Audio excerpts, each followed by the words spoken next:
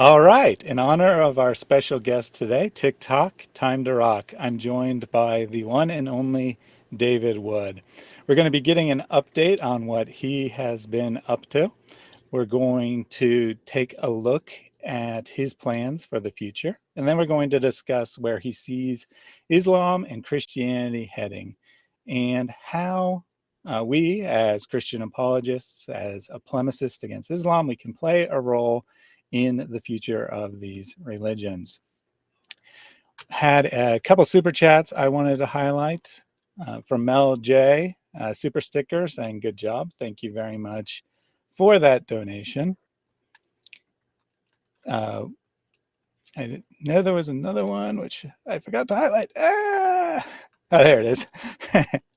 Thaneo Hatu said, remember, Islam is the fastest growing religion. A very appropriate comment for today, and appropriately with a couple laughing faces there, since it's a bit of a joke for Muslims to claim that this is a good reason to believe in the truth of Islam.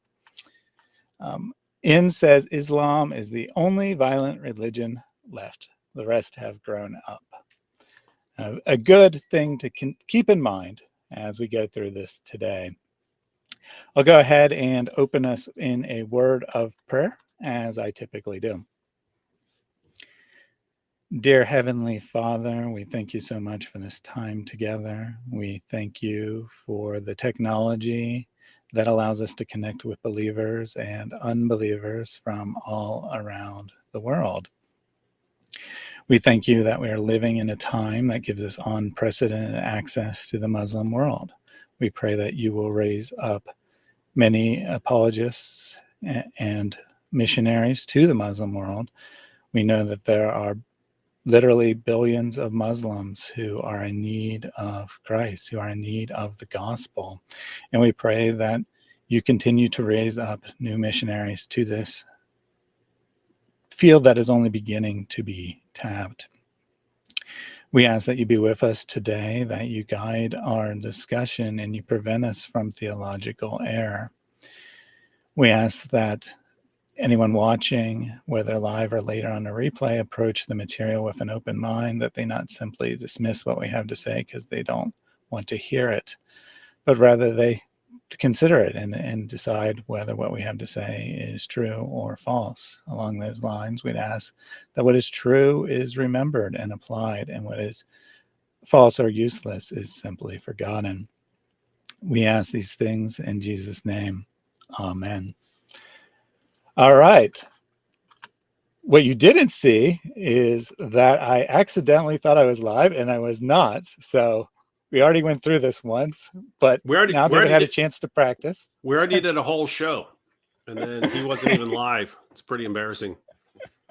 You had a chance to practice. I typically ask my guests this question the first time they're on the show is, why are you a Christian?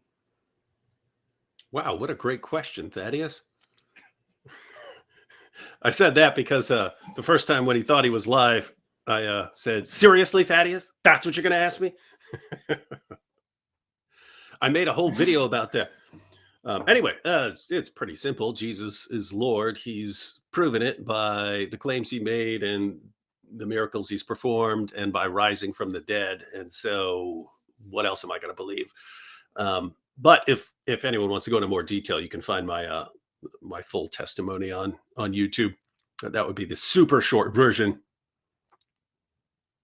Yeah, the first time you answered that, you spoke about how the evidence leads one to Christianity. And I phrase that question that way specifically to give people that opportunity, because that's the reason I'm a Christian. I could say I grew up in a church and I could give my testimony about how I came to know Christ. But really, the reason I'm a Christian is because that's where the evidence leads. That when you look at things objectively from a historical standpoint, Christianity stands up really well. And when you do the same for Islam, well, it doesn't even come remotely close. No, it's this weird situation where, and that's something you find, like, if you look at the evidence for the resurrection, like even if you're an atheist, even if you want to say, okay, I'm not going to believe it because it's a supernatural claim and I don't believe in the supernatural or something like that. When you take a look at it, here's what you do find. Oh, all the evidence we have tells us that he died, and all the evidence we have tells us that his followers were at least going around claiming that he was alive afterwards, and that these guys are willing to go to their horrible, bloody deaths proclaiming that message. And so you're left with kind of a situation where how do I explain this? How do I explain what happened and what these guys saw? They saw something. I'm saying even atheists and agnostic scholars right now will acknowledge the disciples saw something that convinced them that Jesus had risen from the dead and appeared to them. So the question is, what's there? Whereas in Islam, if you look at there's just nothing there. If they say, because the Quran's been perfectly preserved, that's how we know. The second you start looking into it, you start finding, manuscript differences, and they got the different kirat, and their sources are filled with narrations about entire chapters coming up missing and large passages being forgotten and verses being eaten by a sheep. And so it's like, it's not, oh, here's all this evidence, but I'm a little skeptical, so I'm not really gonna, maybe I don't believe it or something like that. It's like the evidence you guys said was there is not there. In fact, the evidence is the exact opposite of what you just said. And so yeah, pretty different scenarios there. Servant Girl says Christianity is real and life-changing. Jesus is worthy. Amen to that. Iqbal Swati, a Muslim who is a regular on this channel, says he is a Christian because Jesus rise from the dead. And then he added some laughing emojis. But yes, take off those laughing emojis. And yes, absolutely. Why wouldn't you believe someone is who he says he is if he rises from the dead as proof of that? Yeah, like why would a Muslim? I mean, according to the Quran, Jesus raised people from the dead. I mean, we shouldn't believe in people based on that. We shouldn't believe, someone performing those kinds of miracles. We shouldn't believe in that. Very interesting. Very interesting how they'll come up with some ridiculous like argument for Islam based on total deception. It's just lies. And then when the truth is presented, they'll just ha ha ha, that's so dumb. Interesting stuff. What that religion does to people. And Sola Scriptura said, Islam is the fastest growing religion, so do garbage dumps. And that's true. Garbage dumps are growing pretty rapidly.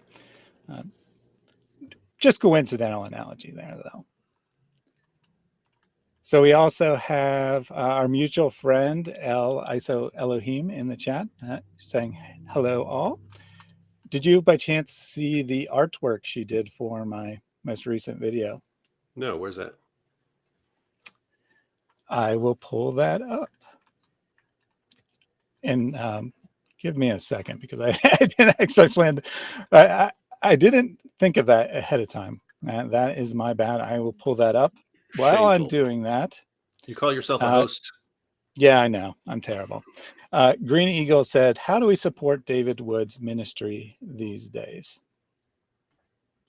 Oh, I mean, well, I'll be coming out with content here and there, and people can watch that and share that, and that's pretty much the best way. So you're supposed to talk longer than that. So I had to bring up. Well, I know you're going to ask me like 900 questions, so I'm not going to get in the habit of giving these long answers. Yeah, but I had to bring up the thumbnail from Elle, and that took me a second. Wait a second, I see. Wait, what? Thumbnail? I'm looking at your thumbnails. My video before this, which was it's about Andrew Tate, but it's nicknamed Super Shirk Brothers. It's a picture of Muhammad. Oh, I and see it. I see it. I see it. No, I see it right now. I'm on your channel. Super Shirk Bros. That's Andrew Tate. And is that hijab? Who's that? That's Muhammad. So in the video. Oh, okay, Muhammad. I was like, who are the Shirk Bros? Yes. So That's in the funny. video, of course, as you know, Tate compared himself to God indirectly by giving that tweet. And then I say that he's just following the example of his prophet, because of course, Muhammad also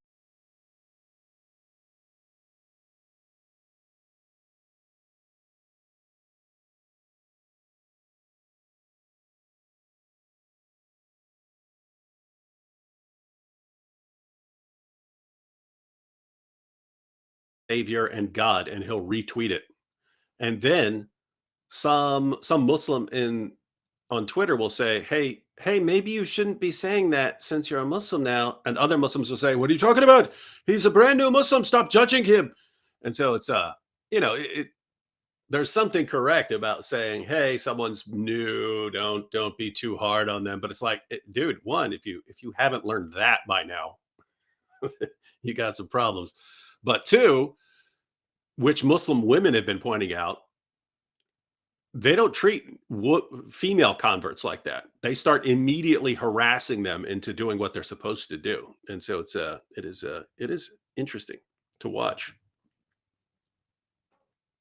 Yeah, and the reason that the video is called that, or I originally wrote the video and then I got the idea to call it Super Shirk Brothers, and then I made the whole thing Mario themed. So I spent quite a bit of time on that video, editing it, and with myself as Mario, and collecting coins and doing all kinds of things, and then interspersed with that are segments of Mario's voice where he says things like "Mamma Mia" when they're it's a take quote, or one of his followers quotes, or whatever the case may be. So it's pretty funny. I would say, but Seems really I'm mean. biased. Seems really mean and very non-Christian of you. Yeah, I know. I mean like that, and I follow your example, unfortunately.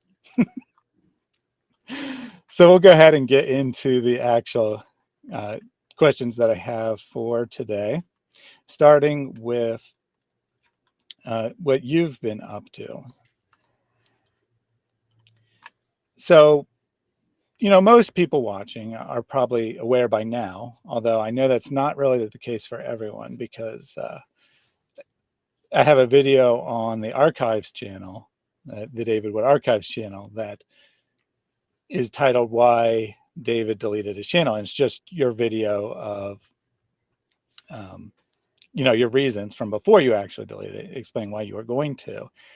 And that video gets like 200 views a day from people search. It's all YouTube search, people searching out basically, why did David delete his channel? Because they don't actually know. So maybe you could give us a very brief summary of your reasons for why you ended up gifting that channel to Hatun, why you did a reset on YouTube. Well, it's started on YouTube in I think 2009, and back then it was like the greatest thing in the world. Hyperbolically speaking a little bit, it was really, really awesome to be able to share information instantly with people around the world. I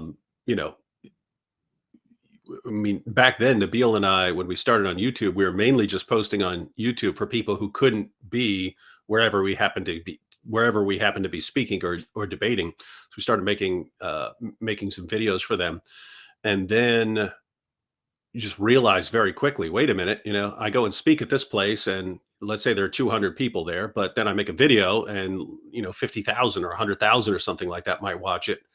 And so, isn't this now? Haven't we entered into just a different world right now? Like, before the printing press and after the printing press, or before television and after television, you just entered a new realm. And so I was in that pretty early on. But even though YouTube was really, really great and awesome in 2009, and we were posting on it even before that, but that's when we started our Act 17 channel. We were on we're on a channel that a Muslim gave us before that, and he gave it to us just because he wanted to see what our arguments were before we debated. And so it was kind of a deal where we're going to post our previous debates here so that he would be informed about them, and he would give us his channel. Because back then, people don't remember this. Back then, like if you came out with a channel in 2006. You could, post hour-long videos or whatever, but then they changed it in like 2007 or 2008. They changed it to where new channels could only post 10-minute videos. And so if you wanted to post an entire debate, you had to post it in a bunch of 10-minute clips, which was really annoying. But the original channels before that rule were like these legacy things where you could still post longer videos. And so he's like, hey, are you going to before you come out here and debate, are you going to post your older debates? We're like, we don't have a channel. We're not going to post a bunch of 10-minute clips. He's like, oh, I'll give you this channel. And we're like, oh, so we posted on that for a while. Um, and then so 2009 we started our regular channel. But anyway, point is, since then, even though YouTube was great in 2009, 2010, it started getting worse. It started getting worse, and I can even like pinpoint the moment it started getting worse after the Anders Breivik massacre in Norway. Even though this dude's a white supremacist, wasn't attacking Muslims. He was attacking like this like leftist vacation spot for teens or something like that. Muslims jumped on that and started complaining to YouTube. See, this is going to lead to violence against us, and just kept complaining and complaining and complaining. Even though none of us are advocating. I mean, there are people who are advocating violence. It wasn't us, right? We're just criticizing Muhammad, and we're criticizing Muhammad and the Quran. But they use that, all this criticizing Muhammad and the Quran is going to lead to people like this coming to kill us. And then they started taking stuff down. YouTube started taking stuff down. And basically every single year since then, every single year I've been on YouTube since then, it's gotten worse. Like the number of completely bogus strikes you gets worse every single year, to the point where by last year and earlier this year, I was getting between 1 and 3 completely bogus strikes. It's never for actually violating any rule. It's always, here's why we took this video down. It's got nothing to do with anything in the video. And then I have to spend, fortunately, sometimes they'll clear it up in a couple of hours, but other times it'll take weeks to get squared away.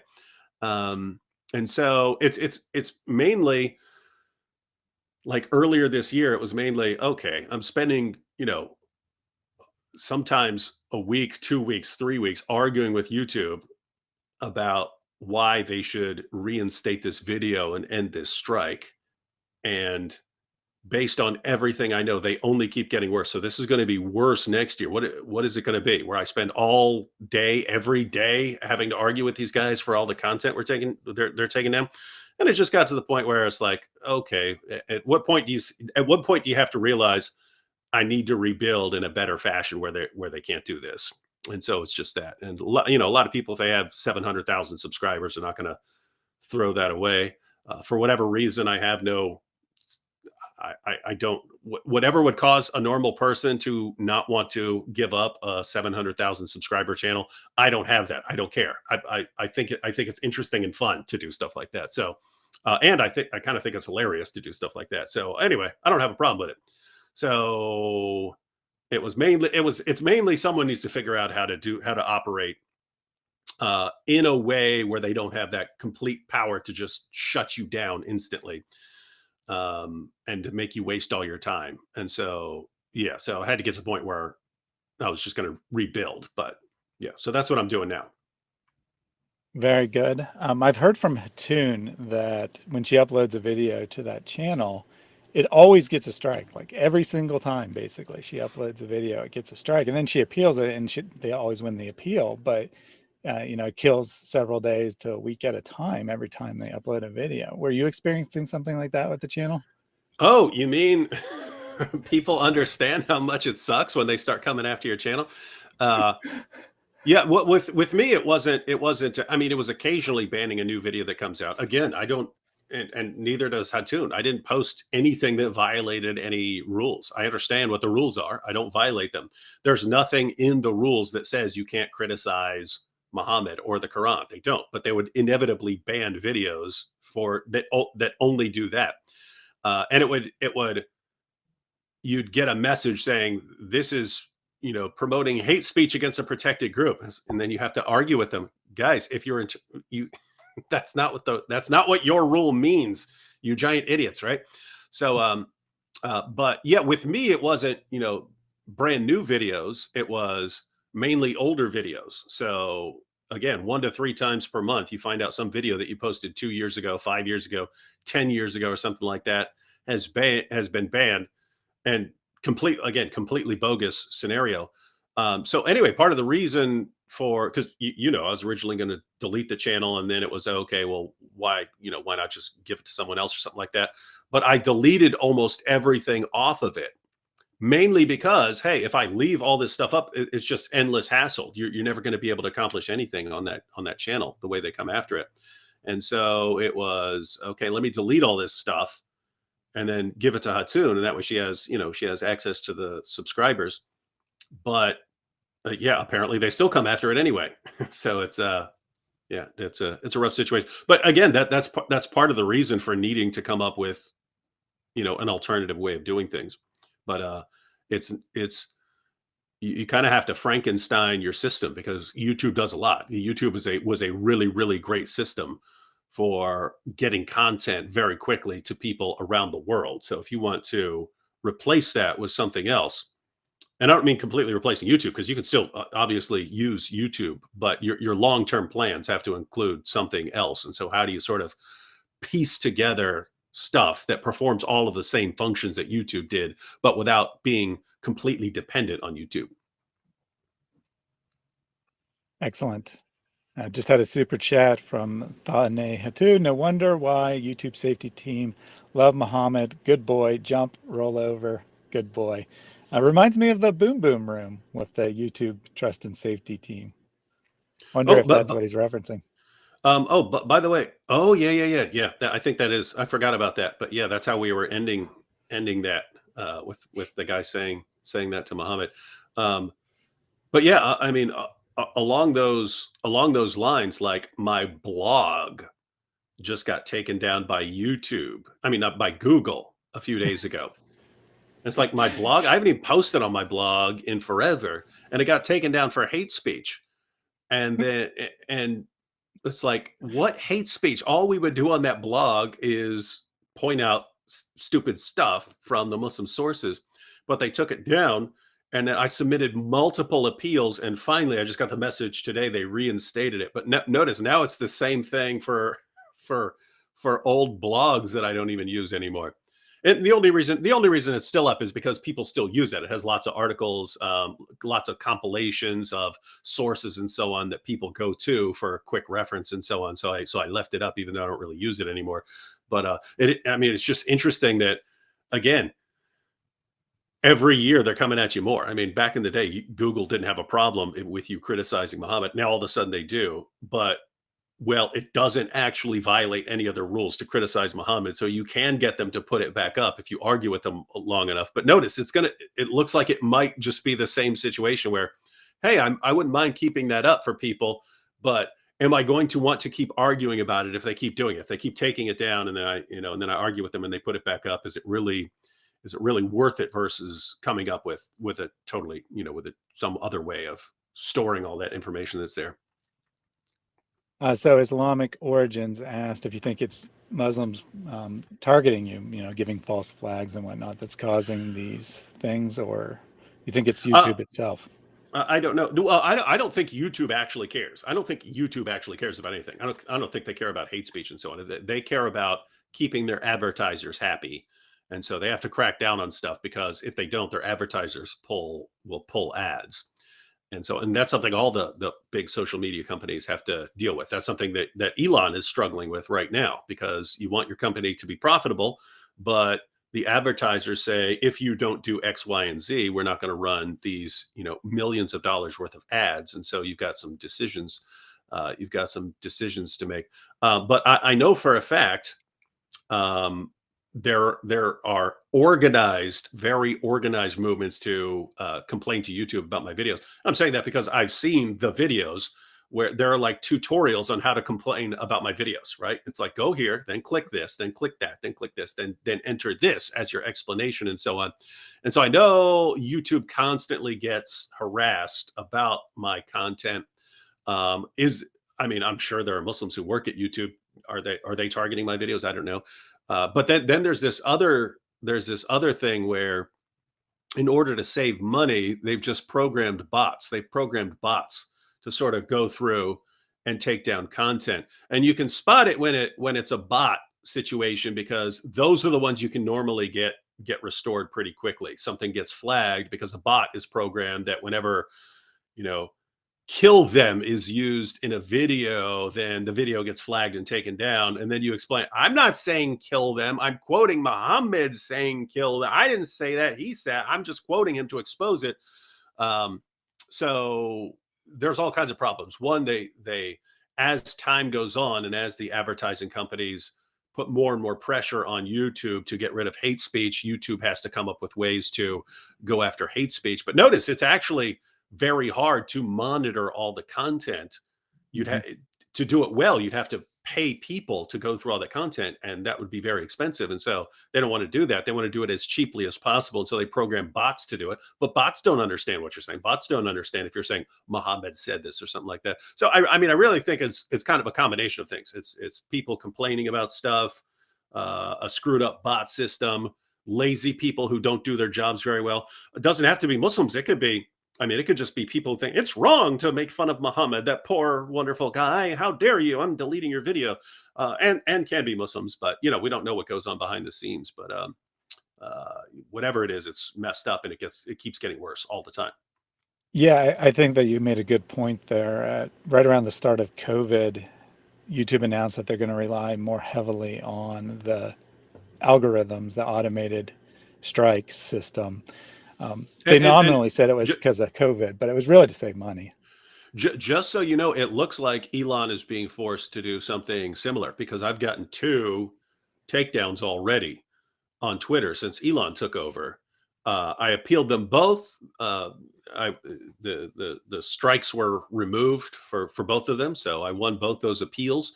But there was nothing in the tweets that violated any rules or came even close to it. It was me just criticizing something. So it looks like bots are being programmed to sift through content, and hopefully that they get better. But that's kind of the problem.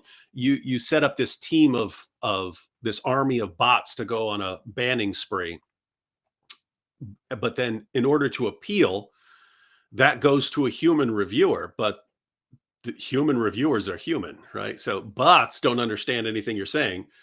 Humans do understand what you're saying, but they're biased, right? They have political and religious and everything else biases and so on. So it's I don't know that there's an actual correct solution here. It's just a problem, right? Because bots aren't biased apart from how you program them, but they're stupid and don't understand anything. And human beings are, they do understand what you're saying, but they're, they do what they want. They have a will, and it could be a good will or a bad will. So anyway, apart from really, I think what they need is like some sort of system where, guys, if this is your job, if you're a content moderator, learn these rules very, very well. And if you are going to err on the side of more of less banning, right? So if it's debatable, don't ban it, don't delete it. And if you ban stuff that shouldn't be banned, and we find out about it, then you've got a problem. Like, you've got to strike. You've got to strike as the content moderator, and 3 strikes and you're out, because these guys just seem to feel free to just ban anything they don't like. Now, how that's going to work, I don't know. It seems like it's weird, because it seems like you need sort of a way to appeal your appeals when the person who rejected your appeal is obviously wrong. But it's weird, because if you do that, then you just need like this hierarchy. I don't know. That's the point. I don't know if it'll work. I don't know if any of these systems are going to do that, where they give people the opportunities, because then people are just going to keep arguing all the way up the scale. So I don't know. It's rough stuff. So anyways, it's like, I look at YouTube and all these platforms and stuff. I'm like, I can't stand you guys, you scumbags, the way you treat people. But I don't know exactly how they could do it better, given that their main concern is making money on their platforms. Yeah, I've seen that the human moderators are expected to make a decision in like 30 seconds. Like, it'll show them like a 20-second out of context clip that has been flagged as the most likely to be violating the terms. And then they're supposed to, just make a snap decision, because if you think about it, it kind of makes sense, because it is very expensive to have human beings watching content. And most videos are only bringing in $1 of ad revenue or something. So they want to make a very quick decision. But and I think this is probably what happened with your videos often is when you only have a few seconds out of context, it's really hard to tell whether it's satire or whether you're Yeah. actually mean what you're And saying. because they don't when you when you submit an appeal, they didn't tell you what in that video was hate speech or something like that, right? They just said this video is blocked for hate speech. You're like, that was a 3-hour live stream. What did you see? What was it in that video that is hate speech? Because you're not telling me, so I don't even know what to I don't even know what to respond to. And then so you submit an appeal, and then we've rejected it. And it's like there are like 50 things in there that you could have just gone to. Because notice, let's say it's a bot. The bot will flag something and say at 1 hour, 32 minutes, and 27 seconds, this guy said, kill them all, or something like that. And you appeal, you don't know what you're appealing. You don't know, oh, here's what I was talking about in that part. You don't know what you're just saying. What are you talking about? There's no hate speech in there. But then the person might go to there and you might be on a rant. You might be making fun of something. You might be mocking. You might be imitating Muhammad or something like that. But you're right. They just watched that little clip. Oh, my goodness, that is hate speech. Look right here. He said, I've been commanded to fight people until they say there's no God but Allah. That's such hate speech, man. Like, I'm quoting him, you morons. Anyway, bad situation. Yeah, definitely. But no, I mean, so notice again. That's why I actually understand the difficult spot that they're in. Like, what's the solution? Not ban anything? Well, then it's like endless supply of like child porn and bomb building instructions. So you got to come up with some rules. And some people say, just content that's illegal. But I think it's fine if you ban content that if you make rules against racist content or something like that. I have no problem with making rules like that. It's just whatever rules they come up with, they inevitably abuse them to target content that's not violating the rules, and it's just a stupid situation. Have a super chat from Joseph. I left Islam because of you, David Wood. God bless. Always wonderful to hear people leaving Islam. So my next question to you, we now kind of have an idea of why you left YouTube, or sort of left YouTube anyway. I get comments like basically every single day on the David Wood archives, people asking how to find you, where can they find your content now? And I answer, but it's kind of complicated, right? You have multiple means that you're getting out content. You're doing a lot of live streams. What would you say to someone as the best way to follow your material? It's going to depend on what kind of content people want, because part of what I'm doing now is dividing up everything, and like part of it over here, part of it over there, so that the stuff that is constantly targeted is not associated with the sort of content that's relatively pretty safe. So yeah, it would kind of depend, but I would say wait a little longer, because I'm not done setting up. So that's why I'm not running around telling people, here's what you need to do, because I'm still in the long process of getting things. Because here's the thing: when you spend 12 years doing things one way and then you get totally burned on it, and you say, okay, I'm deliberately trying to set it up so that that doesn't happen again. Because keep in mind, things are going to keep changing over the next 5-10 years. I don't want to be in a situation 5 years or 10 years from now where I'm in the same position. Oh, now it's gotten so bad that I want to burn all this to the ground. But keep in mind, I mean, I'm totally new to doing this in a different way than on YouTube. So gonna take a little while to figure it out, but I mean, we are figuring out. I have it in the head of, okay, I need something that does this, I need something that does that, I need something that does this, something that do this, and you can kind of Frankenstein it all together, and this will be better than YouTube. But all of that stuff requires either paying someone to do that, or learning a brand new program, an entire new system to do that, and so on. Learning how this, how this algorithm on this alternative thing works and stuff like that, because you have to pay attention to stuff like that. So anyway, it's it'll take a little. So I would say for people who really want to be on board with everything, just wait a little long. I could say go to this channel, go to that channel, go to this channel. You're going to get some stuff right now, but yeah, for most people, just relax. It'll come out, and you won't be able to miss it.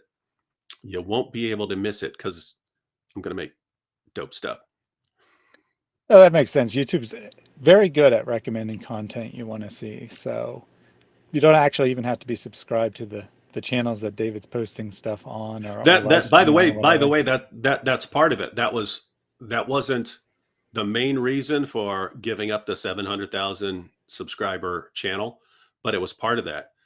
Subscribers aren't nearly as important as they used to be. I don't mean viewers aren't important. Of course, obviously, if you're posting content, people need to watch it. I mean, people always looked at that in the past, that number of subscribers, that was massively important. Now it's not. And I even tested it early on. Like the first video I posted on a new channel that has nothing to do with Islam or anything. I put up a Philosophy Underground channel. I posted one video, I forget what it got, like 80 or 90,000 views. But notice that's similar to what a video would do on my 700,000 subscriber channel. So I concluded a while back. It's not it's not the 700,000 subscribers, because most of your subscribers don't watch your stuff. If you've had a channel for 12 years, I mean, there are people who subscribed 10 years ago and don't watch your stuff anymore. There are people who only watch certain kinds of content. In other words, they subscribe for every once in a while when you post a video on a certain topic that they're interested in, they'll watch that. But they're not watching all your content. What I found is that if you have like 700,000 subscribers, there's like this core of 30 to 50,000 that really watch your stuff. And based on their reaction to what you post, then YouTube or whatever system recommends it to other people to watch it, who are similar to them. So the theory is you just need a way of staying in contact with those, you know, like the real core, your actual core audience. And if you can sort of, again, Frankenstein a system together for reaching those people apart from YouTube giving them the reminder, I don't think it matters where your stuff is. Like the channels I'm putting up now, they're disposable. These are disposable channels. The moment I see YouTube starts banning them or striking them and targeting them, I'll just delete the channel and put the content somewhere else. So the idea is, if and by the way, this is one of the problems over the past couple months, coming up with an alternative system to the YouTube recommendation system for how your content's getting to people. The problem is there is nothing apart from that that's going to work with everyone. And what I mean is, some people will join the community and then they can get notifications through the app. Some people you might be able to notify, like on Twitter or something like that. Some people, like I have an email list. I have an email list of like 10,000 people now. Well, guess what? That's going to work with some people. That's not going to work with others. In other words, some people aren't going to their email to find out what they're going to watch on YouTube. I've looked into giving people actual text messages. That turns out to be very expensive if you're trying to do it for like hundreds of thousands of people. So it's kind of, how do you fit it together where, okay, if you put all these, let's say 6 or 7 ways of reaching people together, can you get to that 30 to 50,000 people using this combined approach? Because notice, once you do, it doesn't matter where the video is. You're notifying your core audience, the people who like to watch everything you put out. And if you can come up, it wouldn't matter. You could say, oh, it's over here on BitChute or something like that, or it's over here on this brand new YouTube channel. You can instantly notify people. So anyway, that's the mystery that will be solved in the near future. Because Yeah, I've been very impressed with how well people have found your new content. Just from my own experience, my own channel where I see all the analytics data, I agree completely. Subscribers basically don't matter. I mean, they matter a tiny bit because of the yeah, initial it helps. Yeah, it helps to have some people watching your stuff. But right now, it's like your core audience, and then how they react to it, that determines what YouTube's going to do with your video. And so it's can you come up with a way around that does the same thing, but that you control. So that's the goal. Everything else is secondary to that. You figure that out, you've beat the system. We've talked about it a little bit already, but it's been 5 months since you made this switch. Sounds like there's been some bumps in the road. Maybe you want to talk a little bit more about the difficulties you've encountered, maybe not. But do you have any regrets? Do you regret making this choice? Oh no, zero. Zero. It's like way better. Like even though I'm not in full swing right now, but even just not having to deal with a bunch of like every time I was dealing with some stupid fake strike and having to argue with YouTube, it was the entire time. It's like, this is seriously how I'm spending my time today. Like, because keep in mind, I would like, oh, here's the video I want to post tomorrow. And in order to post this video tomorrow, then, okay, I'm going to have to wake up. I'm going to have to prepare the content. Then I have to record, then I'm going to edit, then I have to get it out. And you wake up and then there's just like, oh, we're striking this video from 7 years ago that has nothing to do with what we're actually saying you did.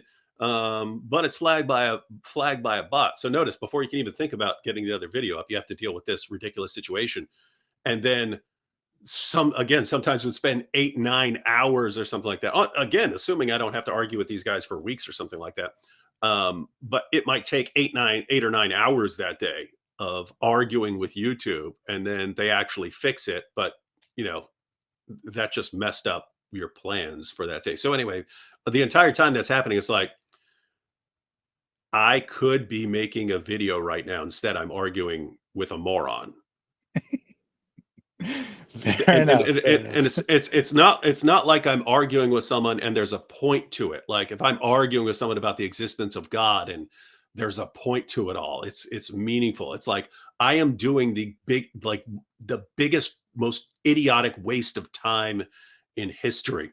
So to go from like doing that all the time to not having to deal with that is just awesome. And then when you start you start getting glimpses of, oh, I did this, and even though this channel has 10,000 subscribers, the video got 80,000 or 70,000 or 90,000 subscribers or something like that.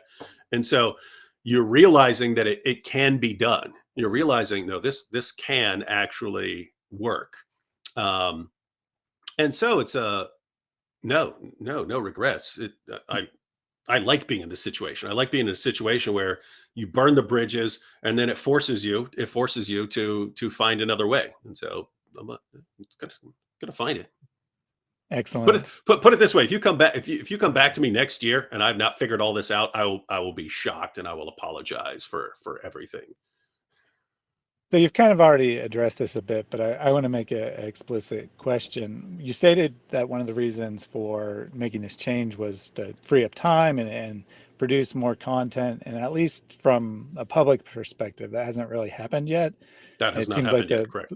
the level's about the same as what it was No, before. no, massive. I've produced. If you're just looking at what's happened recently, no, I'm producing less content than I used to, because back in the day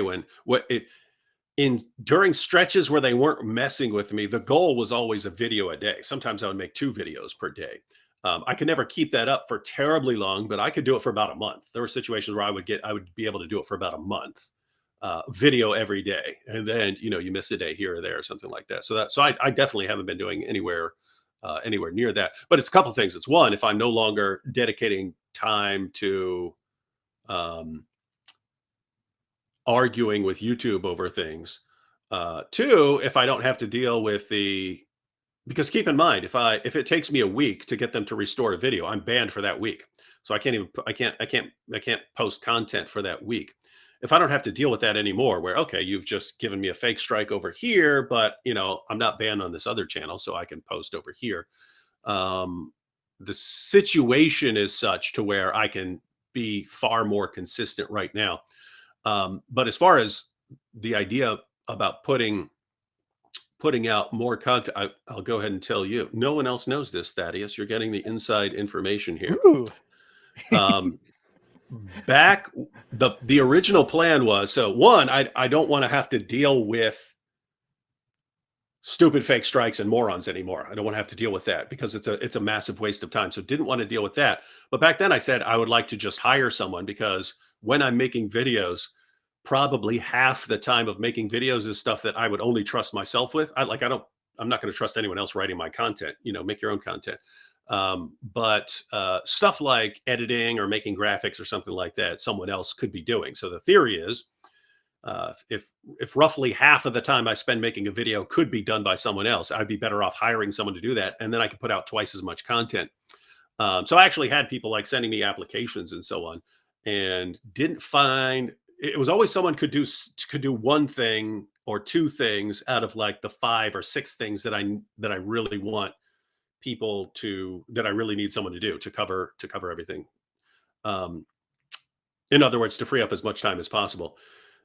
But so I started getting, looking through applications and so on. I was like, it's not a perfect fit. But anyway, so I was thinking it would actually be better off to just find someone who has some natural ability and train them to do everything I need them to do, rather than find someone who does all this stuff, right? Because I mean, keep in mind, no one works with me, so it's kind of a weird idea to say, oh, here's someone who's just going to jump in here and be doing half the stuff I do. Anyway, my old friend Randy is up for parole. Ooh, Is nice. up for parole in 10 days. So it was just a situation of, before I sign anyone else, right? Because a lot of people are like, hey, David, I live in Canada, but I'd be happy to come, move to come work with you every day and film your videos and stuff like that. Uh, I don't want to have someone make that kind of move if if I could like hire Randy, because he's going to need a job once he for those of you guys who don't know, Randy was my buddy from jail all those years ago. I had 1 felony. He had 21 felonies. And so he's been locked up. He's been locked up ever since. But anyway, he's going up for parole. He's got a pretty good shot now. But if possible, that Randy, insanely intelligent and good artist. He can draw something and make it look like a picture. So I'm thinking he'd probably be good at like graphic design and things like that. And so it's mainly holding off. It's mainly, let's see how that parole hearing goes. If he gets out, I'm just going to train him. If I need to send him to school to learn videography and stuff like that, I'll do it. But I know it's a guy. One, it's a guy I trust. It's a guy I get along with. It's a guy who's really intelligent, who has all the natural ability. He would just have to learn the specific programs and things like that. But again, super super smart. So I'm waiting on him. And if he gets parole, I'm going to hire Randy, train him to do everything. If he doesn't, then I'm gonna get someone else to do it. But yeah. So anyway, there's Yeah, some. that's really awesome. Um, Good to hear that you're still in touch with Randy. You kind of undersold him there a bit. You said he had 21 felonies. What you didn't mention is that he had those because he converted to Christianity and turned himself in, and then he's the one that made you start considering Christianity.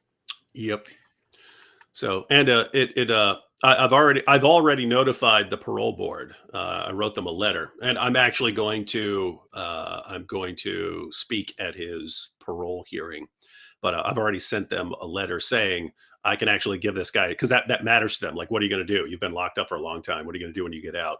It actually matters if, oh, you've got a job waiting on you when you get out. So I've already notified them. Hey, I can hire this man as soon as he gets out.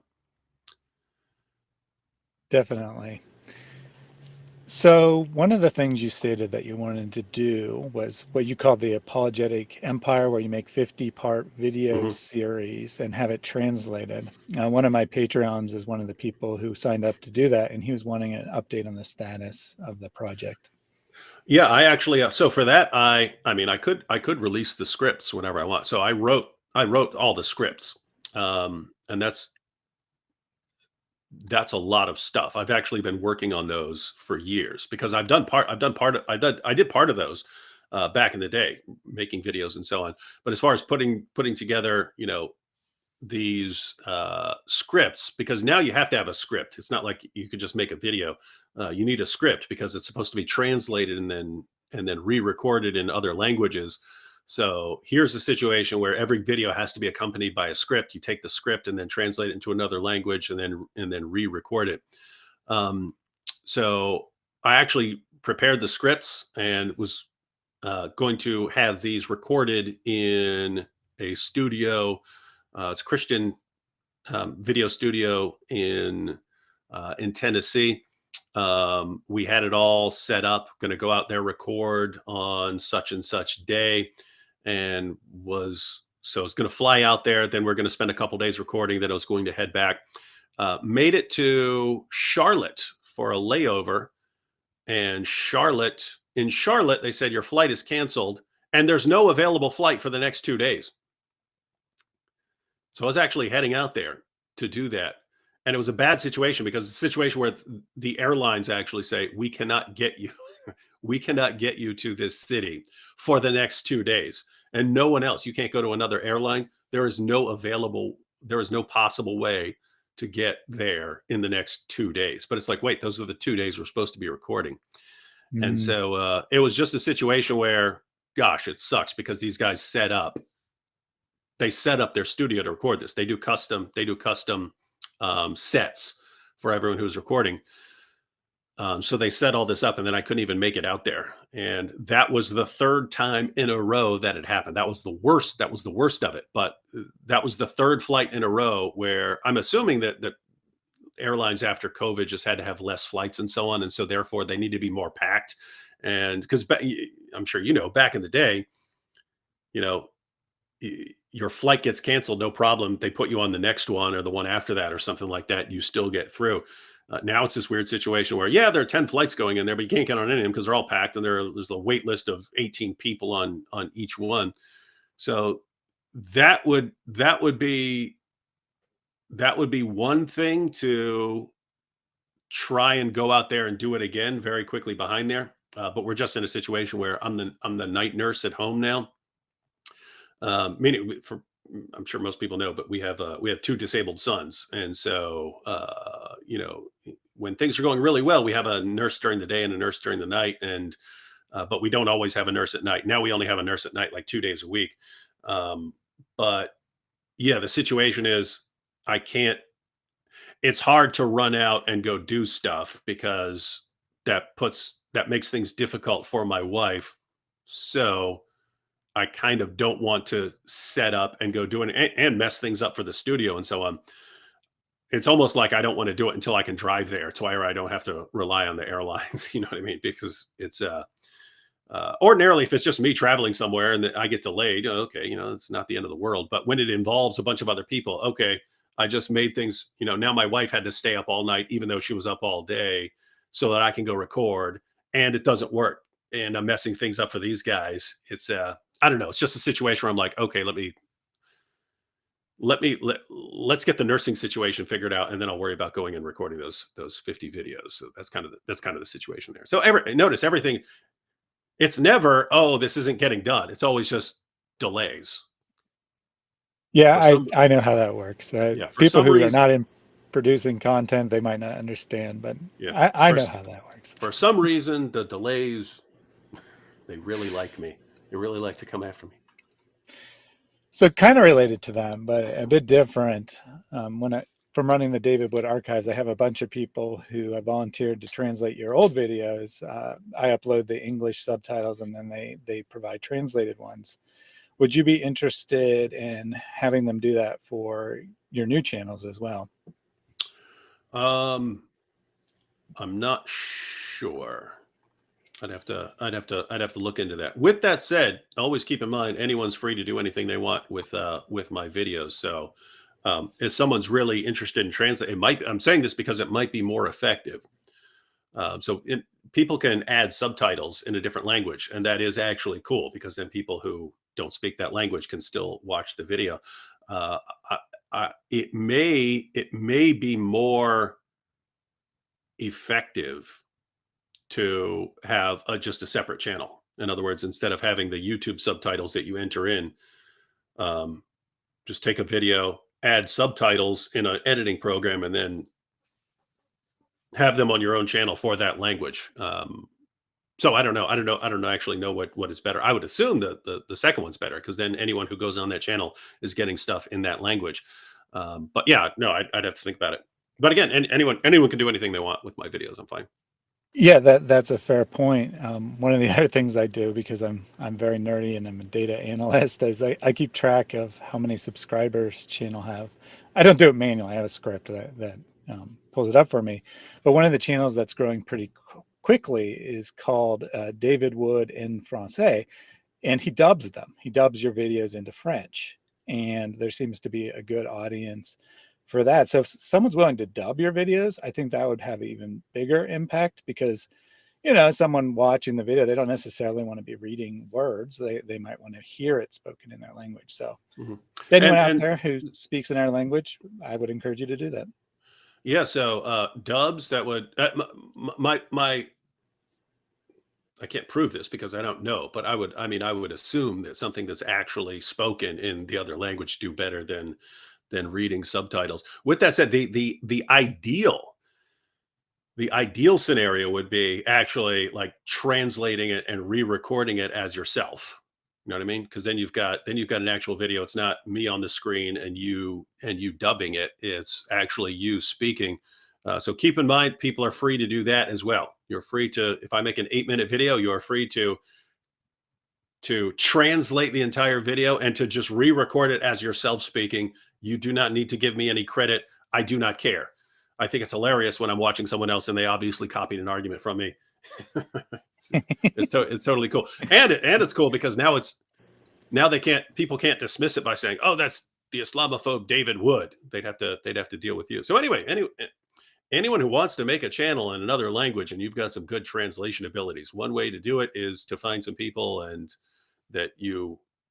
I think there are probably several Christian apologists who would not care if you translated their content, re-recorded it as you in your own language, and it's just you on your channel speaking. There are plenty of us who are totally fine with that. Yeah, I would imagine most would be fine with that. A super chat from Time is Fleeting. David's review of Richard Carrier's atheist book is hilarious. I have a soft spot for Rich too. Does the witty neighborhood philosopher do any more writing on the side? He's a good writer. So any plans to do any writing? Yeah, I've had too many people for too many years bothering me about writing books. I don't mean individuals. I mean publishing companies bothering me about, hey, David, when are you going to get that book out? So yeah, I will eventually sit down and do that. And by the way, I've written massive I've completed one book, but Nabil told me, no, publish other stuff before you publish that, because if you have other stuff that'll be more popular, then that will be better off. But I don't know if anyone knows what he's talking about here, but this was way back in the day. I think that was before YouTube. Richard Carrier made a book called Sense and Goodness Without God. So I wrote like 100-page response called Good and Senseless Without God. And I didn't even know I was being hilarious and brutal in it, but then Richard wrote like 100-page response to me. Anyway, so yeah. Yeah, I actually didn't know what he was specifically referring to, so I imagine most people. I don't even know where that is anymore. Like, because that was on a different website that we had way back in the day. So I don't even know where that is right now. Well, but apparently it's still out there, because I did write a brutal response to Carrier. And then it was funny because I mean the dude is just such a narcissist. He had this part in an article for infidels.org where he was saying that he's greater than Aristotle, right? And he's like, I excel them in every way, and blah blah blah. And so I did this. So Aristotle, the guy who invented the field of logic, the guy who invented biology, the guy who spent 20 years with Plato before launching his own. And so I made just a list of their qualifications on each side, and like how this guy was so delusional that he thought he's greater than Aristotle. But I don't know that. But anyway, for me, it was like a connection. It's like all you guys are like narcissists, egomaniacs, and so on. You're the guys who are leading the war against God, and I don't think it's a coincidence that you guys are like these, egomaniacs who think that you're greater than Aristotle. Yeah, especially coming from Richard Carrier, the guy who denies that Jesus was a historical figure. Yeah, a little delusional there. He did Time is Fleeting did confirm that he read it recently, so apparently it's out there somewhere. Yeah. Well, it's funny because I mean, he had such stupid arguments in there. So one, I called it the argument from blue butt monkeys or something like that. But he said, it's like, the fact that there are no monkeys flying out of my butt proves that there are no such creatures. I was like, no, it doesn't. No, it doesn't. What are you talking about? He had this other argument where he said it was his argument from big breasts, right? Some women have big breasts and it eventually gives them back problems. So if there was a God, there wouldn't be big breasts that could give women back problems. I was like, are you serious? This is the guy who's greater than Aristotle, right?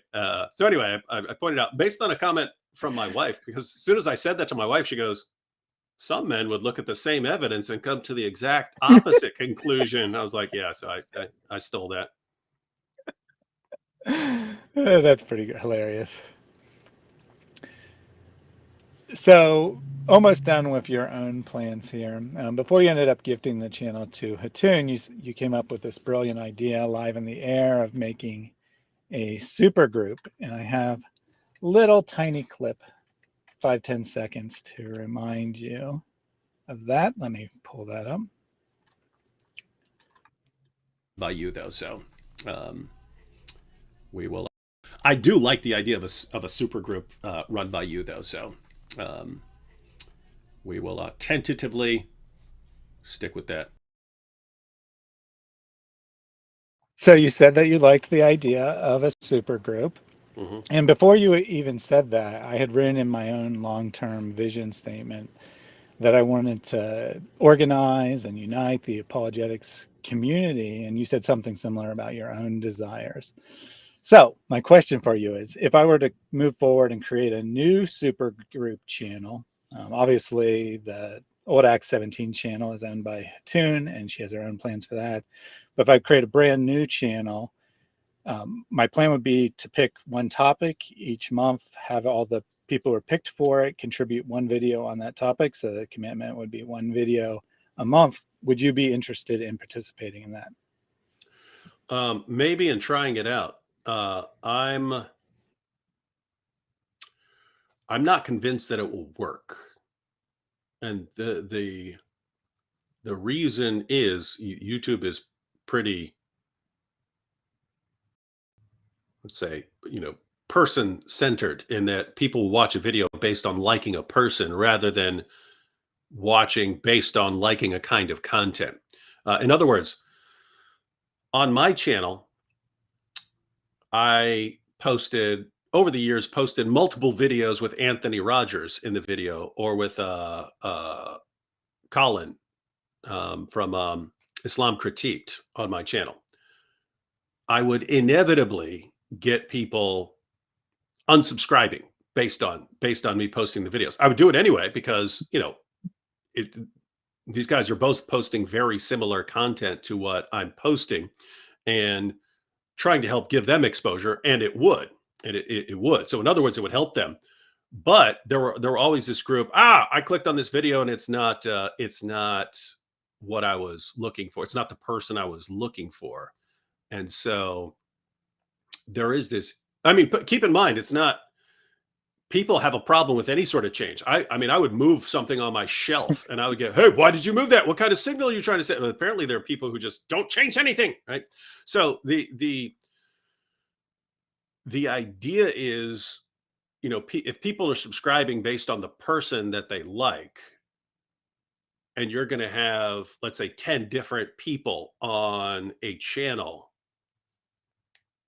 all you can do is try it and see if it works, because you might just get the people who are interested in that topic and aren't focused on a specific person. And it may work, or it may not work at all. People are like, every time I click on this stupid channel, I get a different person. I don't like that. No, that's completely fair. I'm again, I'm very into the analytics, and I could definitely see that it might not work. Yeah. I'm all for. I'm all for it. Trying something and seeing if it doesn't work. I do that all the time. I do that all the time. Here, I'm going to do this, and it doesn't work. Okay. I tried, and it didn't work. So now try something else, and eventually you figure out something. You figure out something that works. But again, notice Anthony and Colin, both very, very similar content. Some people just, hey, it's a different person. I don't like it. That's so I don't know, weird to me, because I mean, it would seem to me, obviously, if you like David Wood, you'd like Anthony Rogers. If you like David Wood, you'd like Colin. But some people just, again, they're the people who, you moved a book. Something's different here. So yeah, again, all you can do is try it, because that's the question. So there are unquestionably people who subscribe to a channel or watch a channel because they like that person. Those are the kinds of viewers that would not do well with a super group channel. But there are other people who are just interested in the topic and might actually like getting multiple different people's views on that topic. So I don't know. You could try it and see what happens. Yeah, and USO saw reveal. I'm not quite sure what the name is supposed to be. UFOs UFOs are are real. real. Yeah, there you go. Thank you.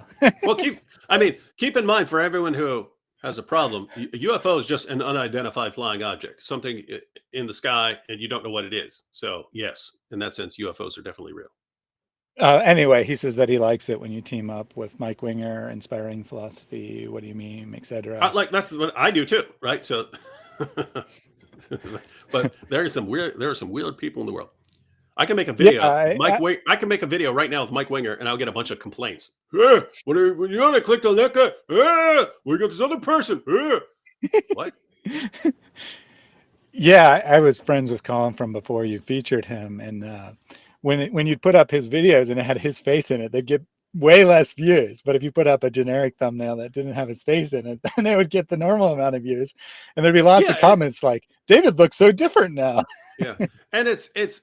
I mean, notice I was posting those videos because it was really good content. It was the same kind of content I was making. So you'd think, oh, okay, what do you actually care? I mean, you would think, hey, wait a minute, Colin's a way better looking guy than David. So like, wouldn't you rather have the same content and a much better looking guy? Like, no, he doesn't look like David. What the heck is wrong with you guys, man? Islam Mertada El Verdad said something similar, that there are people who love those type of videos, and said that she loves some of my collaborations. So yeah, I think that that's fair, that there's both people who like it and people who don't like it. So actually that might be better if it's starting as a brand new channel. Maybe you only get people who like it. I don't know. Maybe it works, maybe it doesn't. Anyway, I'll put David down as try it out on that one. That's my motto. Try it and see what happens. So last question about yourself before we switch to talking a little bit more generally. What do you think is the most underrated video you've ever made? Or put differently, is there a video that you're particularly disappointed with how it performed? Usually, I mean, that's happened several times, but after you figure out how things work, you realize what the issues are. But it's happened multiple times where you spend a lot of time making a video, because notice this happened both ways. Sometimes you'll spend almost no time making a video and then it blows up. And you're like, why did that video blow up? Like my video, three Quran verses every Christian should know. I mean, I spent all of 2 hours on that video, and it got well over 1 million views. And I was like, how did that happen? I mean, I put it together as I was riding a train home. I got together. I just jotted some notes down, got home, recorded it, posted it. And then other videos, you'll be working on them for days or weeks, and they don't go anywhere. But I mean, one video that I really worked on a lot and I thought was going to blow up because it was called the Sheepgate conspiracy. But there are videos like that where the information was really, really important and just demolished a lot of false information. And so you think, okay, well, that one should do better than this other video that I worked 2 hours on. But then it just doesn't, maybe it gets like 50 or 60,000 or something like that. But normally in those situations, you find out later it's title and thumbnail. If you have really awesome content and it doesn't do well, you should change your title and thumbnail. And so for that one, should have just titled it something else. In other words, once I saw it wasn't doing as well as I thought it should, I should have gone back and said, okay, how can I change the title? How can I modify the thumbnail or something like that? Yeah, just off the top of my head, I think you're right, because Sheepgate controversy, no one will know what that's about, Yeah. right? And But if you title it something like yeah, how Muhammad's wife changed the Muhammad's Quran, wife changed the Quran. Yeah. yeah, But and notice you start seeing the issue of like titles and thumbnails, because there have also been times where I've posted a video and it would get like 50 or 60,000 views.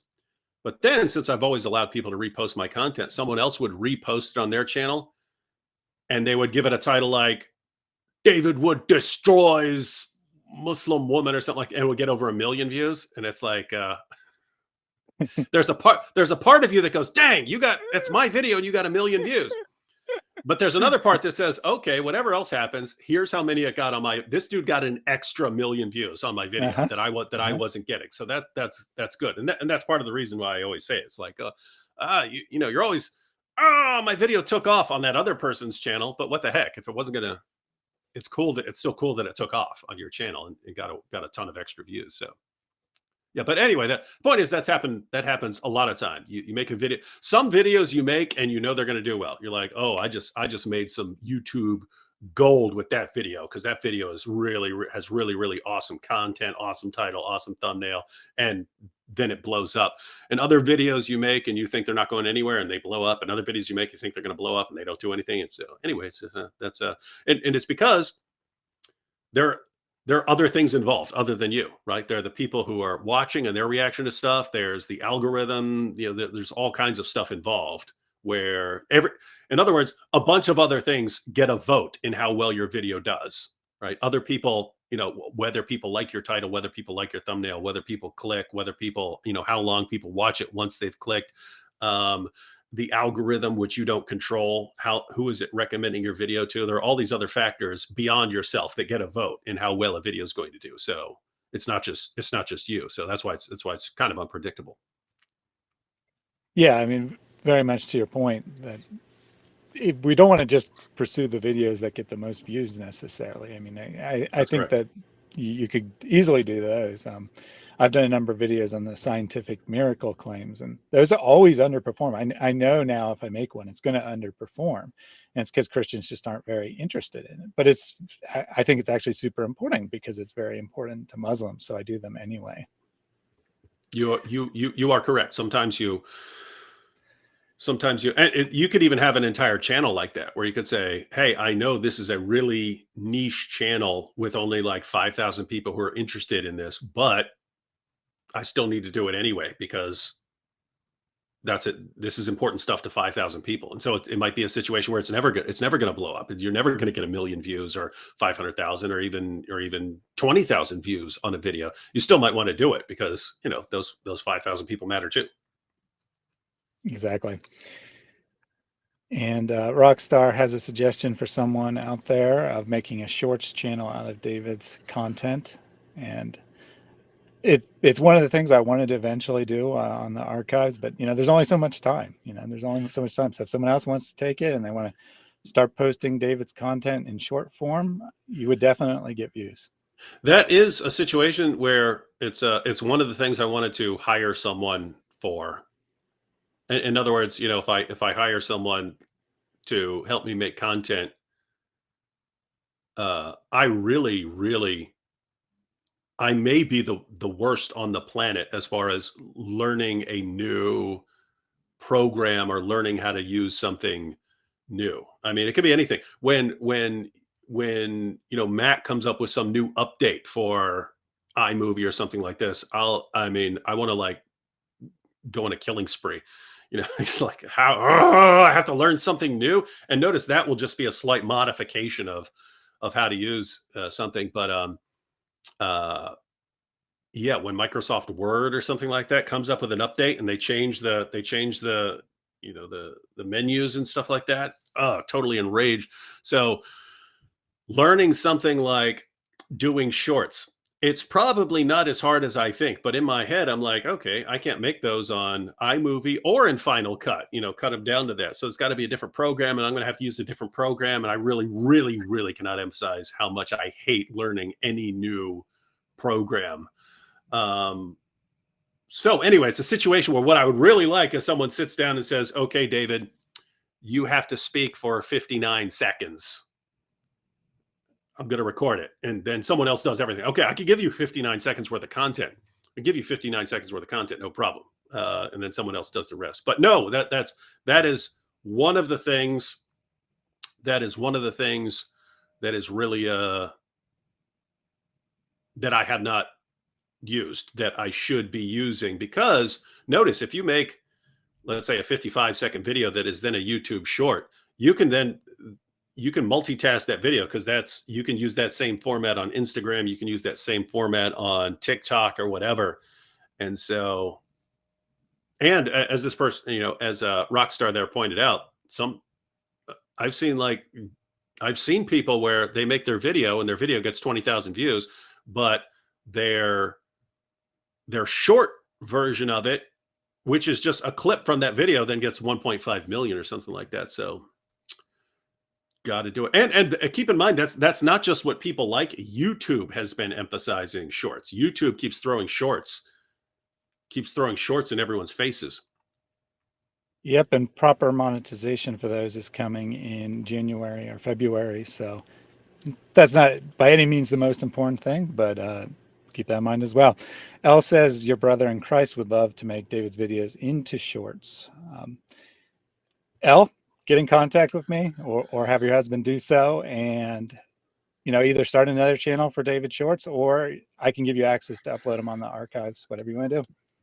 Derek wants my shorts. Yes. We should definitely title that. Where's my shorts, Derek? All right, so switching gears a little bit. We're going to talk now about where you see the world heading in the coming years. And by that, I mean where you see Christianity and Islam heading. Mm-hmm. As you know, there was around 2015, Pew released this survey. They release it every year, but for whatever reason that year, they decided to project the trends forward. And we still get Muslims coming and telling us today how Islam is going to pass Christianity as the world's largest religion. And Pew projected around 2070 if trends held. So let's ignore the stupidity of projecting the trends so far in advance. Where do you think that the world is heading? Do you think Islam is going to continue to gain in percentage terms, or do you think it's going to reach a plateau and then begin to fall off? It's kind of hard to predict. I mean, you can make projections. Pew did their projections based on birth rates. And it's interesting because Muslims will look at the title and then they'll run around, it's growing so fast, it must be true. When Pew actually says this is based primarily on birth rates, that Muslims, wherever you go, have higher birth rates. And I posted videos in the past going through why they have the highest birth rates. And it's got a lot to do with Islam's impact on women, just turning them into baby making machines instead of, there's less emphasis on, girls being educated and getting a career or anything else like that. And so, girls are, by the time a woman in the West has her first kid at age 28, woman in the Muslim world is on her 10th kid. I mean, so it's hard not to blow up a population like that. With that said, you do have the avalanche of apostasy going on. And so the question is, at what point will that be enough to completely offset the higher birth rates? Also, as countries modernize, birth rates tend to drop, and so as Muslim countries modernize and so on, the birth rates will drop. But I mean, I would say, I can't say for certain, but it looks like the avalanche of apostasy is accelerating, right? I mean, we've talked about this before on various streams and so on, but back when Nabil became a Christian, it was rare to hear from an ex-Muslim. There were ex-Muslims out there. There were not a lot of them, and they weren't very public. Now, I mean, everywhere, every time I go online, I run into 50 ex-Muslims. So notice that was It's like with YouTube. I say, okay, YouTube's gotten worse every year. Where's it going to be 5 years from now, 10 years from now? Do I want to be still in this system, or do I want to modify things so that, things aren't as bad 5 or 10 years from now? So you don't just look at where you are and how bad things have gotten where you are. You look at where things are heading. And so if you're like, wait a minute, in 2005, the apostasy rate for young Muslims might have been like, I don't know, 1% or something like that. And now, I mean, it was like 2019 or 2020 where Muslims were saying the apostasy rate was 20 or 24 or 25%. And so it's probably even worse right now for them. And so you're looking at it and say, okay, back then it was like 1%. Now it's 25% or more now. What's it going to be like several years from now? Well, it's kind of hard to predict because Islam could always change. But what do you do when you have no arguments? I mean, what do you do when you have no arguments or no evidence, and people are catching on to the fact that the dialogists are compulsive liars? What do you do? Well, notice the reason it's hard is because, like, part of why Andrew Tate converted is Islam won't allow this stuff. Islam will crush you.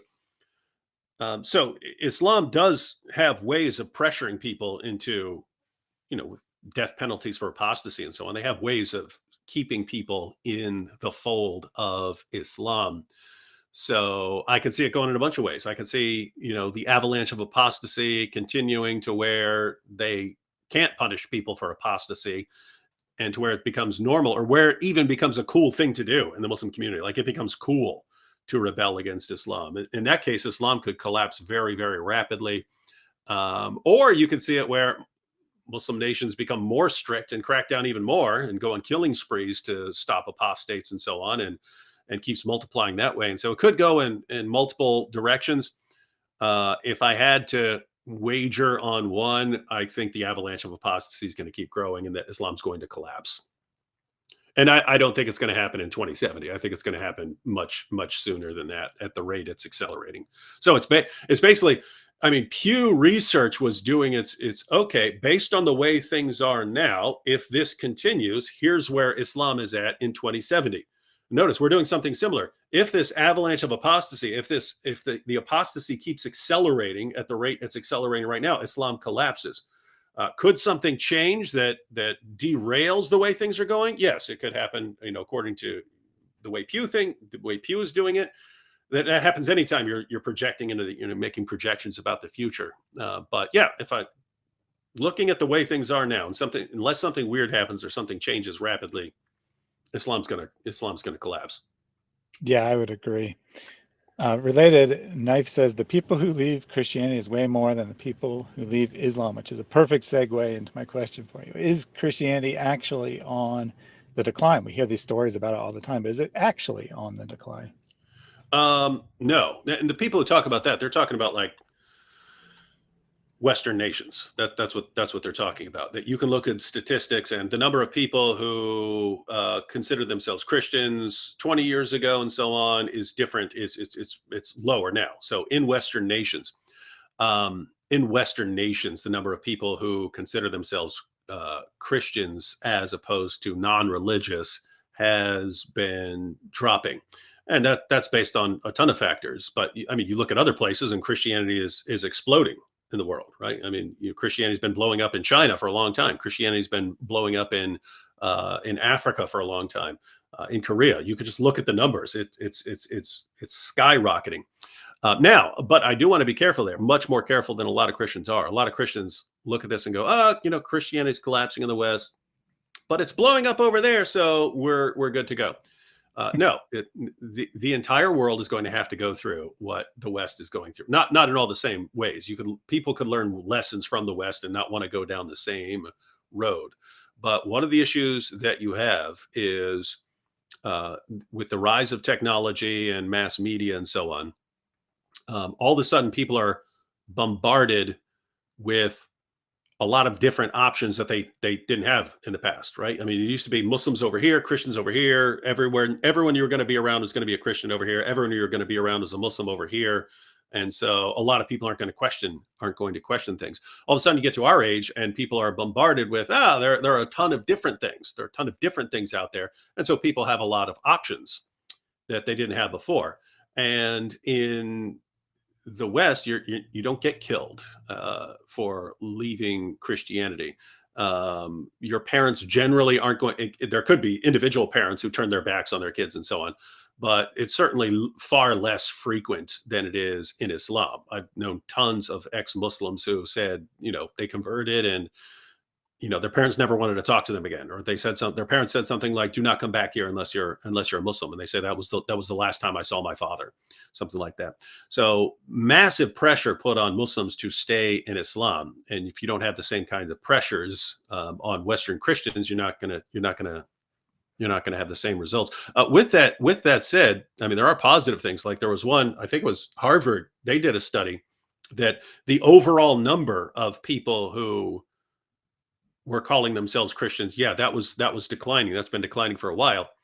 But the number of people who would be classified in the extremely devout category, that was actually rising. So it's fewer people, but people are more take it more seriously and so on. So anyway, it's just insanely stupid to say, here's this one part of the world where people are being bombarded with other ideas, and where people's attention, because things did so well over here that now everyone carries around a phone, and where kids are sitting around on TikTok all day, and so they're growing up and they're not taking Christianity seriously, and then by the time they get to college they've rejected it, and oh look, that's what's happened over here. In the Muslim world, they'll kill you or somehow punish you for apostasy, and Islam is really retaining its believers better, therefore Christianity is going to collapse and Islam is going to succeed. It doesn't work like that. Again, what I pointed out earlier, what's happening in the West, that's going to happen everywhere. So don't get your hopes on, Christianity is going to take over in this other country. That other country is eventually going to have to go through the same thing. In other words, massive influence by social media and all these other factors. And I don't know, you're just going to have to kind of wait and see what happens, because what I'm seeing is, I view it as like a massive failure of an argument. The argument that we're being presented with over the past several decades from like the atheists and so on is, if we just renounce all this religion stuff, we'll become more rational. That's what we need to do to be more rational. And you look and wait a minute, you're all going insane. All of civilization is going, like, now you can't figure out what a girl is anymore. You can't even define it. You won't even say it.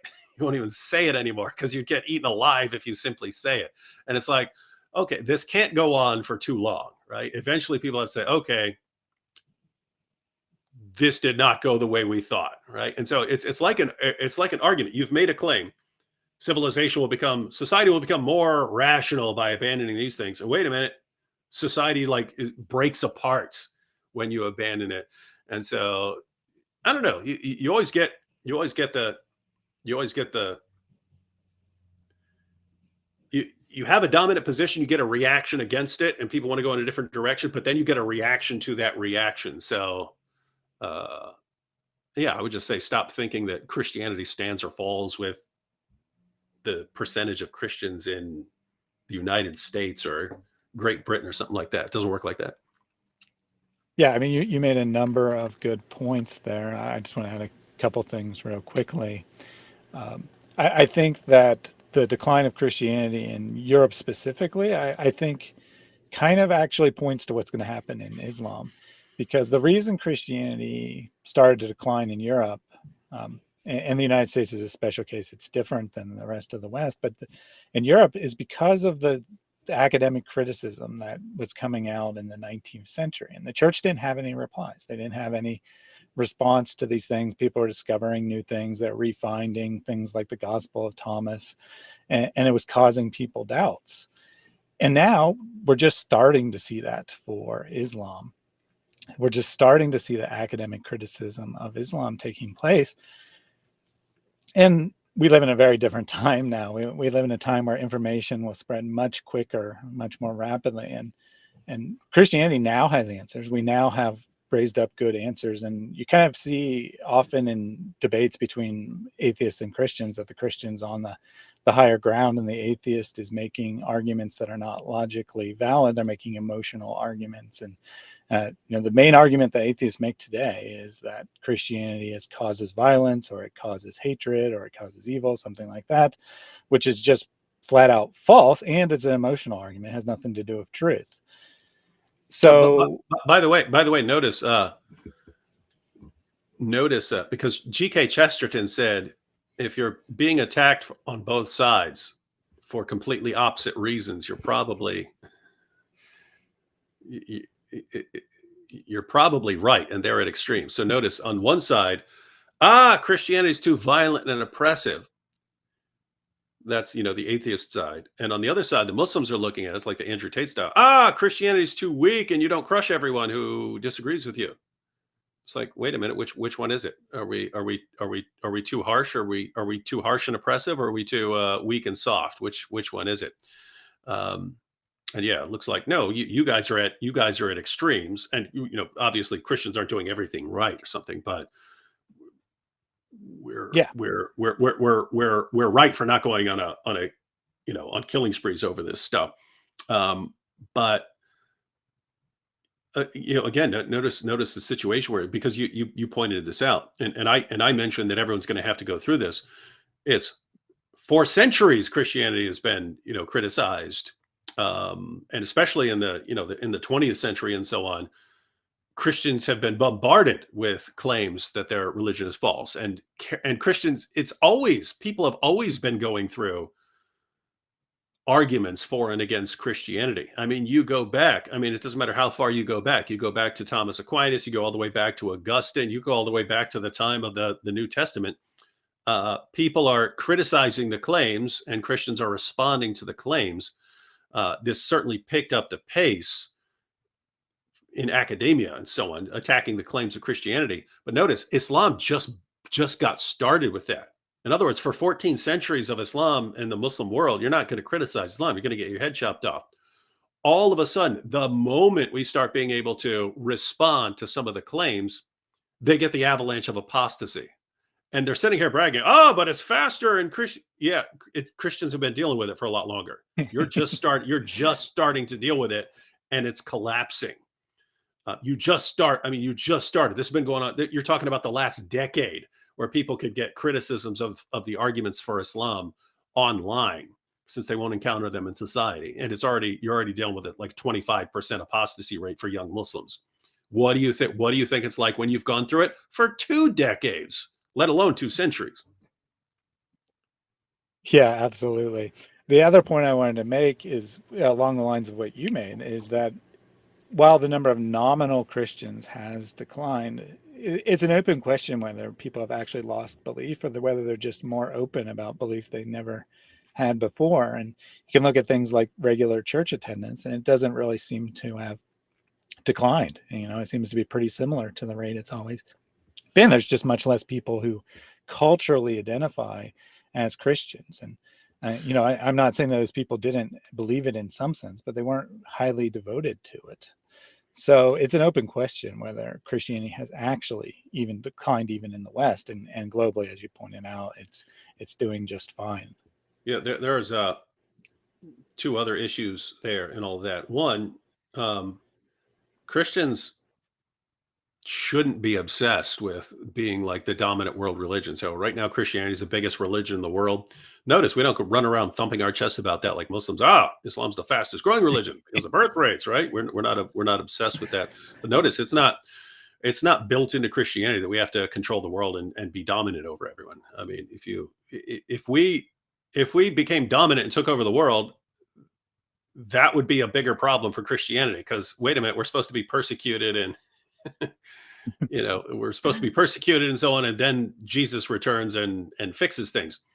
It's Islam where you get this picture of Islam's just going to keep growing and it's going to take over the world and dominate everything. So Islam starting to collapse, that's a problem for Islam.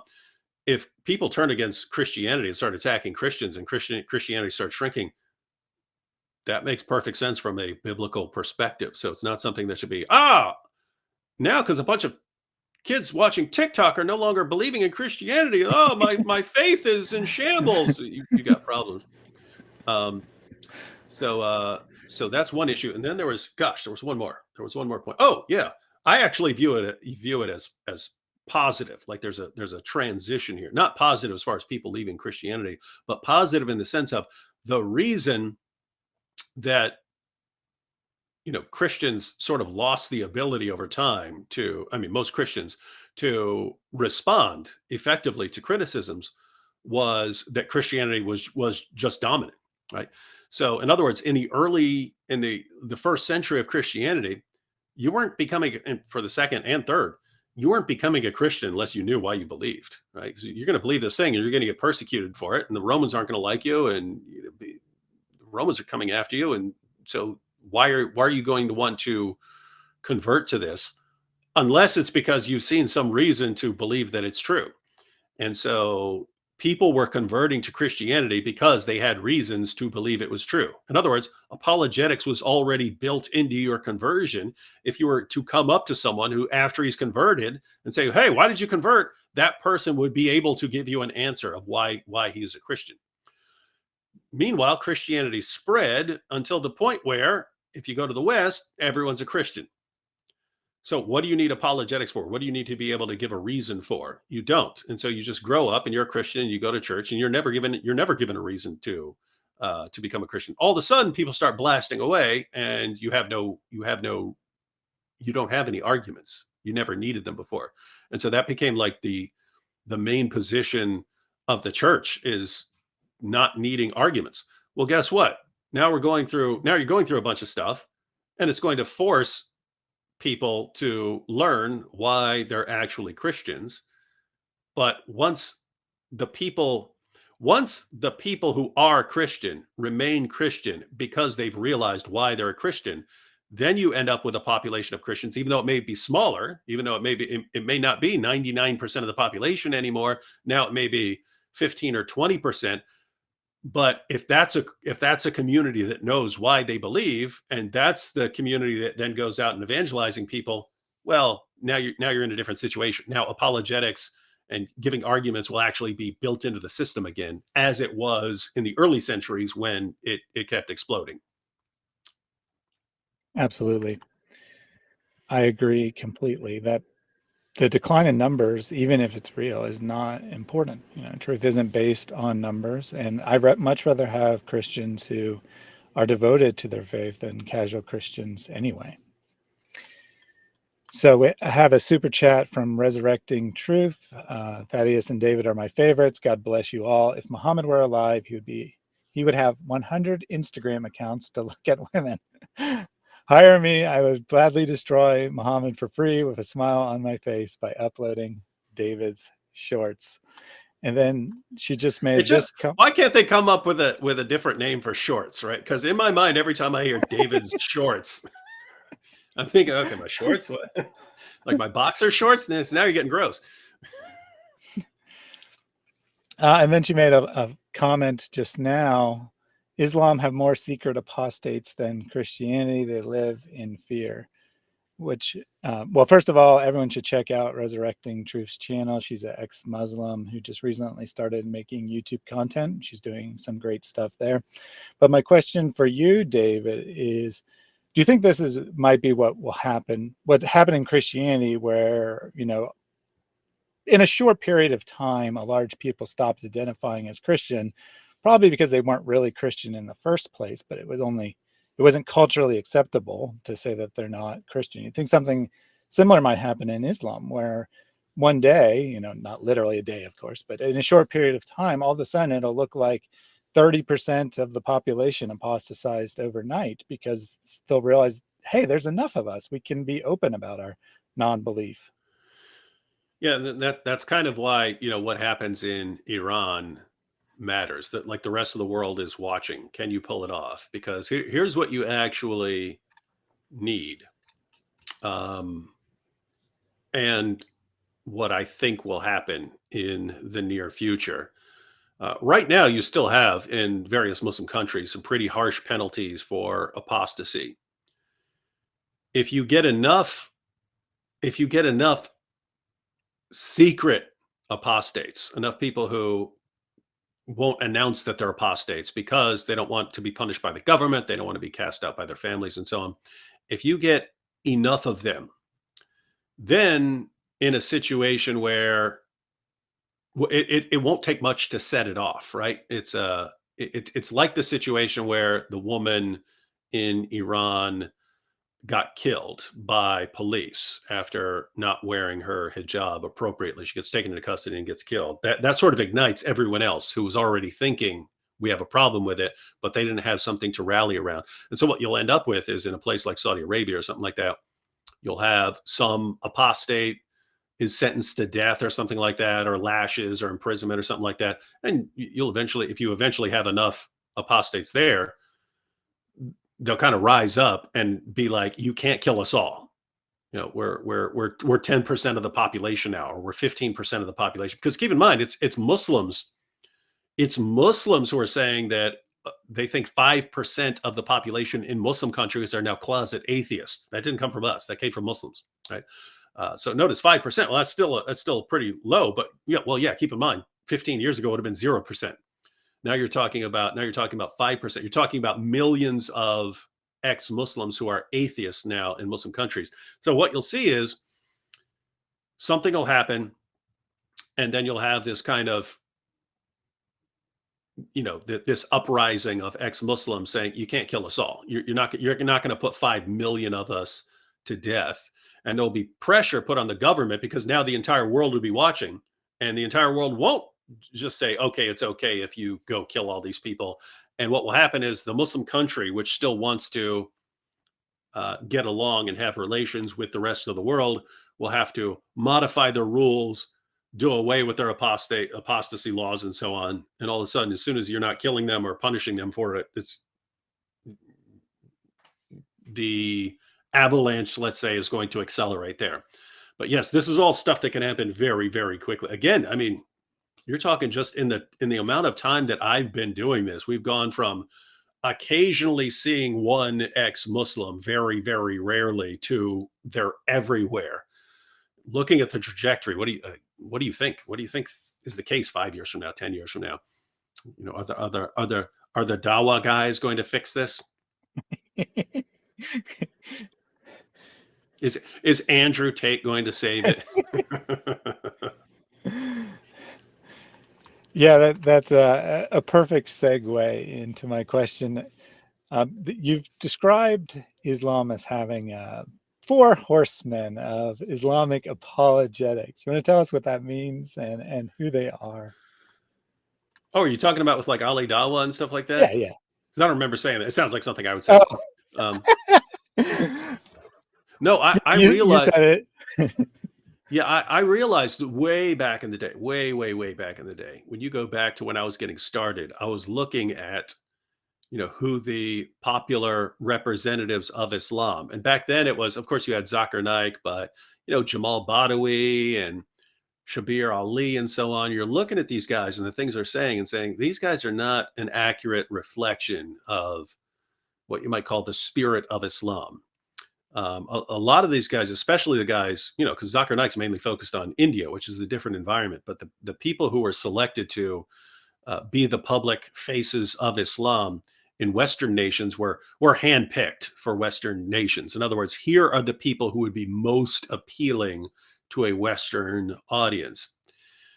But, if you've been reading the Muslim sources, you look at these guys and go, these guys do not sound at all like what they should sound like if Islam were true, apart from Islam allowing you to deceive people. So the issue arose where what would happen if you actually got different people as the public face of Islam? Like, what happens if Andrew Tate were to become the public face of Islam?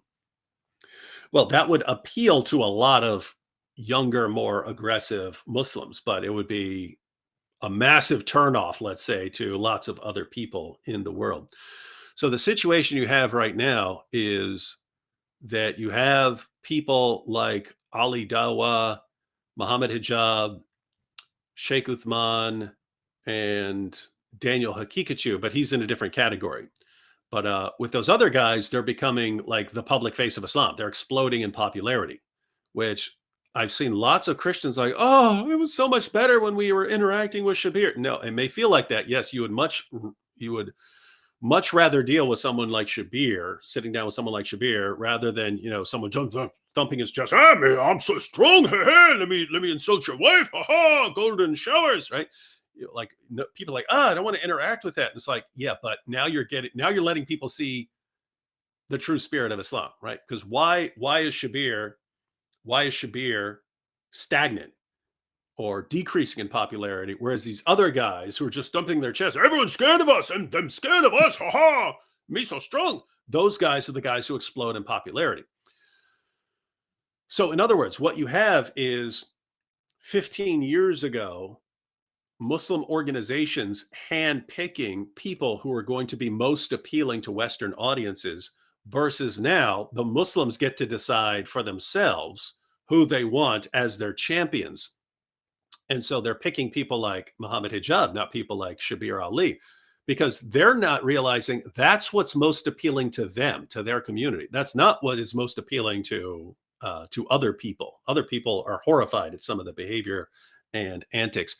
But the situation you have is we don't want just them. You really want Andrew Tate. That guy could be greater than all of them combined as far as exposing Islam. So, on the one hand, you think it's hilarious if like next week he announces that he's an apostate.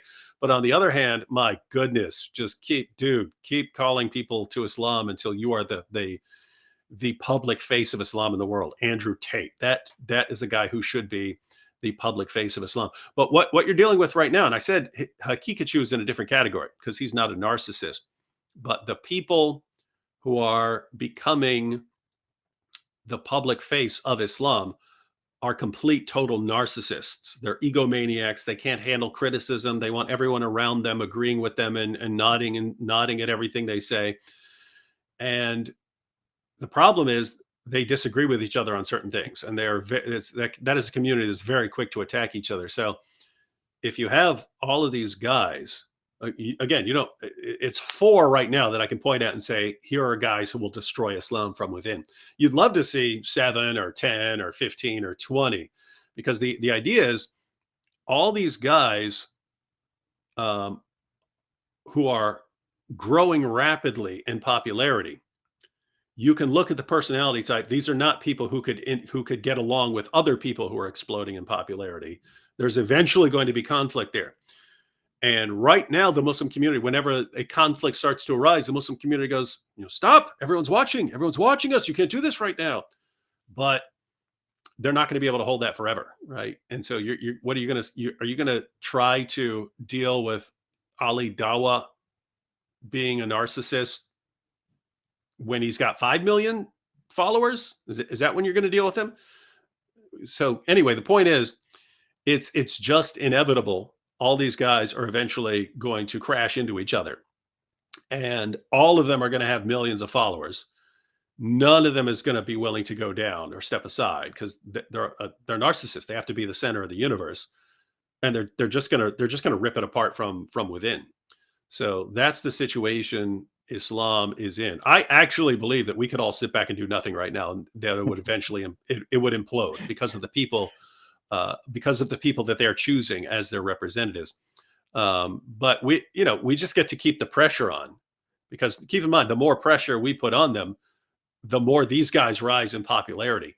And so it's just they don't realize what they're doing. Yes, Andrew Tate converting is really impressive to a lot of young Muslims who are thumping their chests and so on.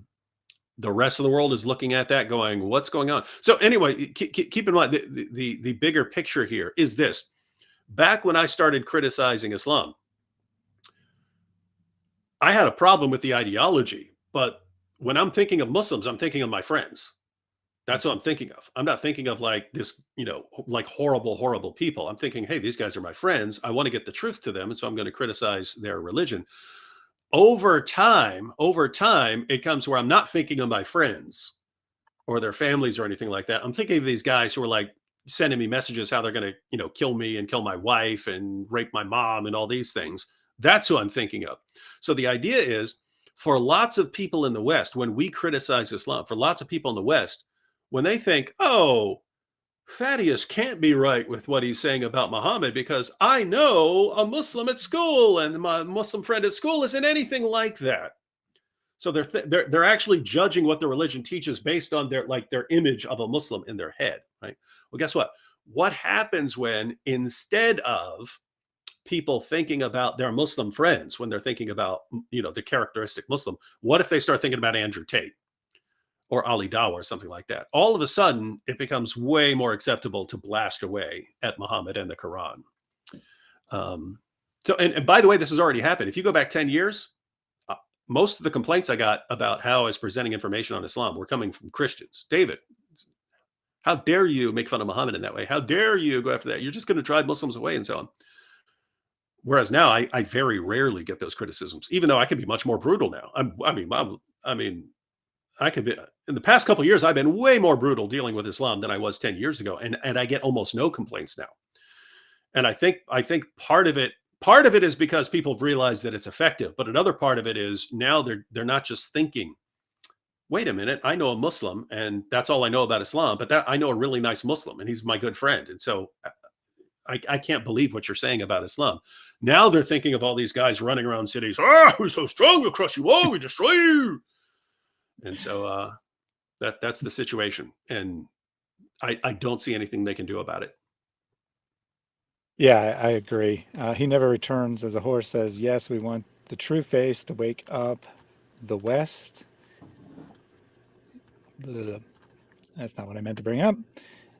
Chris Kloss says, David is right. If you look at Ali Dawah or the Islamic Doxer or Mimi Hijab, Muslims financially support them, but Muslims don't financially support Shabir and others. And I'd say even just in the time I've been doing this, 4 years or so, when I first started, people usually reference Zakir Naik, like not ironically. They would actually point to Zakir Naik. Now it's almost always hijab. There was a little period where people were pointing to Farid Responds, but he didn't quite catch on, I guess. Now it's like always hijab. It's always hijab. That's who they've decided is their number one champion. And he's like the worst face of Islam you could imagine. Yeah. Again, people who weren't active here 15 years ago don't know. Right. But, you go back 15 years ago, Shabir was the guy. That was the guy. That was the guy for Muslims in the West. Now, nope. Ali Dawah, Hijab, Sheikh Uthman, right? These are their guys now. And guys, you're talking about people with completely different personality types, personality defects that are going to cause a lot of problems down the road. So notice that Christians are still, I already pointed this out, but Christians are still reluctant. They want the guy who's nice. They want the guy who's nice. I would much rather interact with the guy who's nice. No, the guy who's nice is not giving people an accurate picture of what Islam is. You want the guys who are more like, hijab and so on. But there's just it's going to snowball, because once these guys become your champions, then more people are going to be turned off to Islam. More people are going to be criticizing it because it's going to be more acceptable to criticize and mock Muhammad. So and once you do that, then where do you turn? You have to turn even more to your champions, who are the ones causing your problem, right? It reminds me of someone like, in a boat and doesn't realize, if they've been in a boat at several days at sea and they're thirsty, someone who doesn't realize you shouldn't drink seawater, so they drink some seawater. I'm thirsty, let me drink some seawater. Oh no, now I'm more thirsty, I need to drink more seawater. Oh no, now I'm even more thirsty, I need to drink more. And then it kills you and you don't realize it. It's the champions they are choosing, and they're going to choose more, but the champions they are choosing are the ones who are causing more of a backlash against their fake prophet and their book.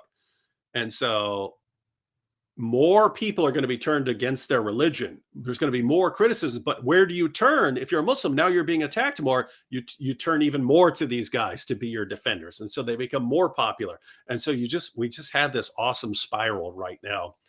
And I see no other outcome other than massive avalanche.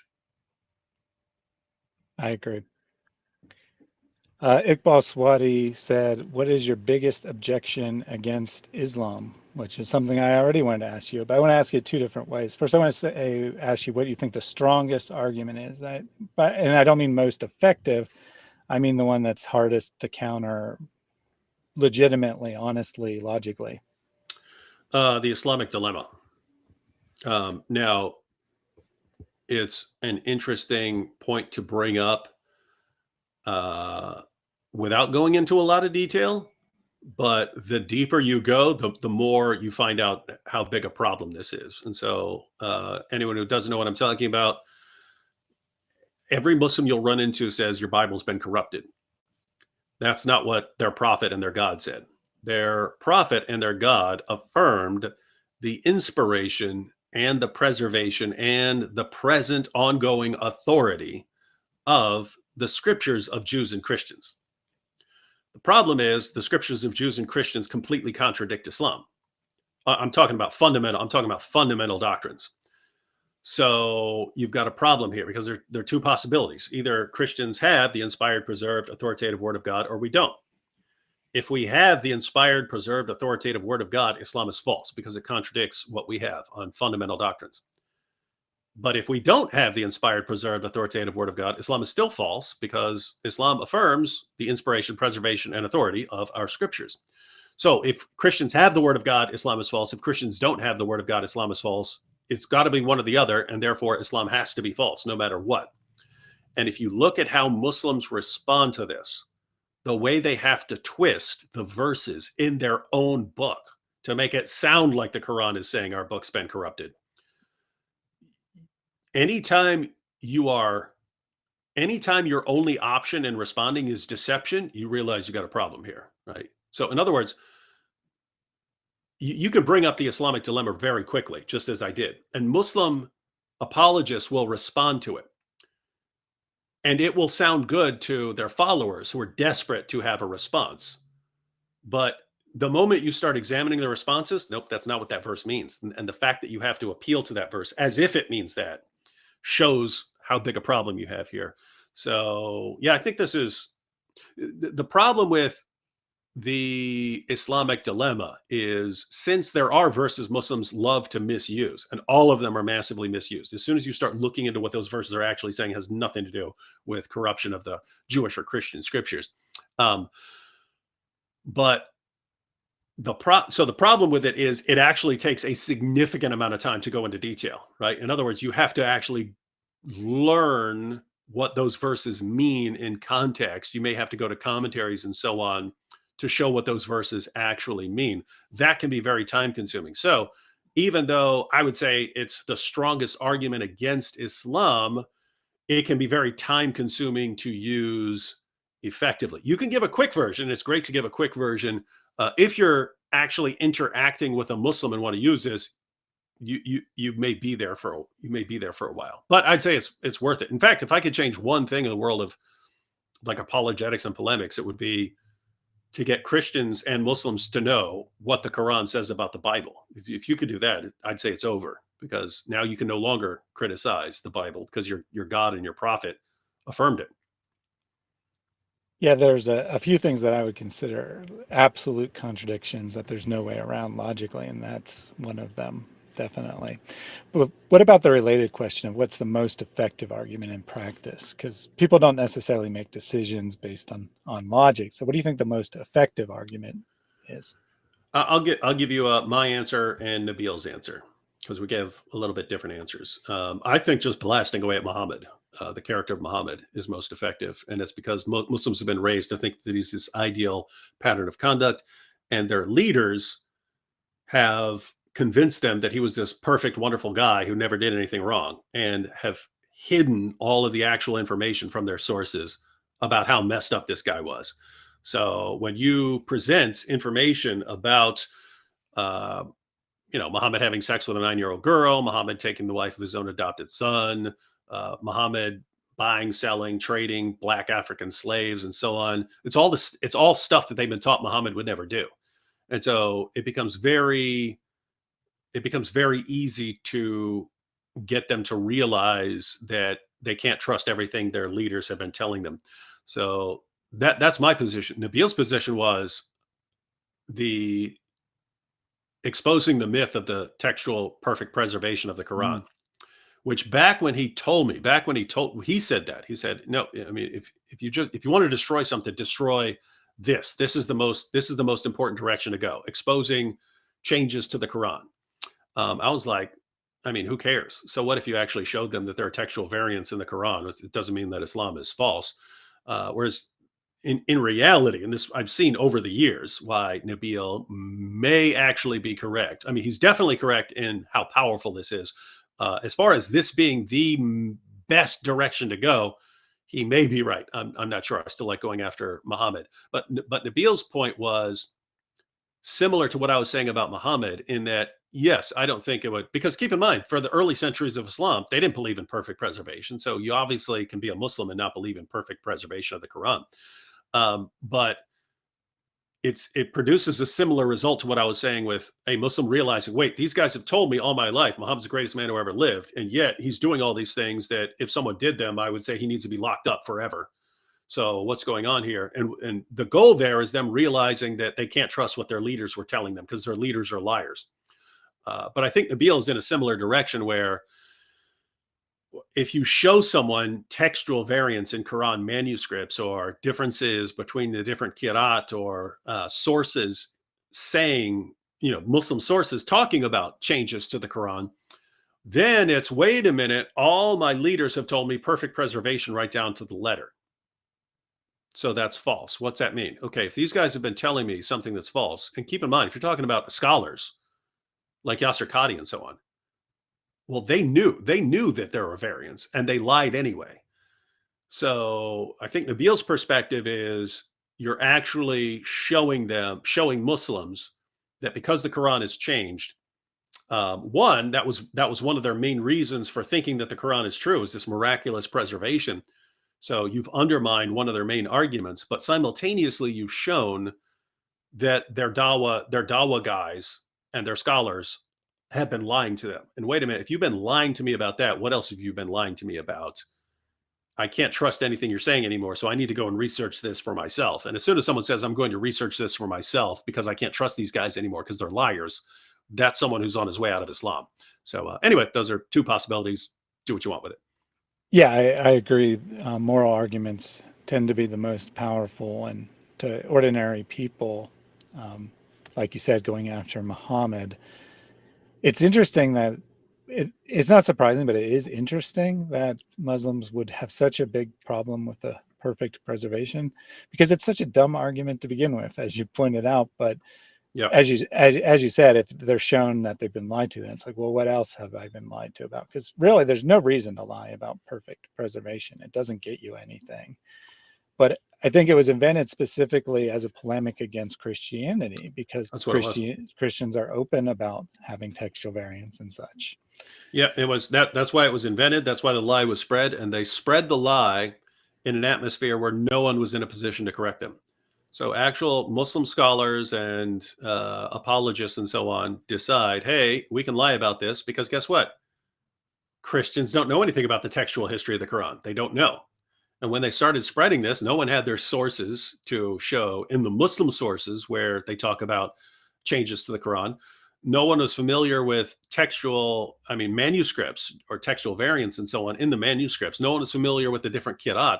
They were speaking in an atmosphere of total ignorance, so they could say whatever they want.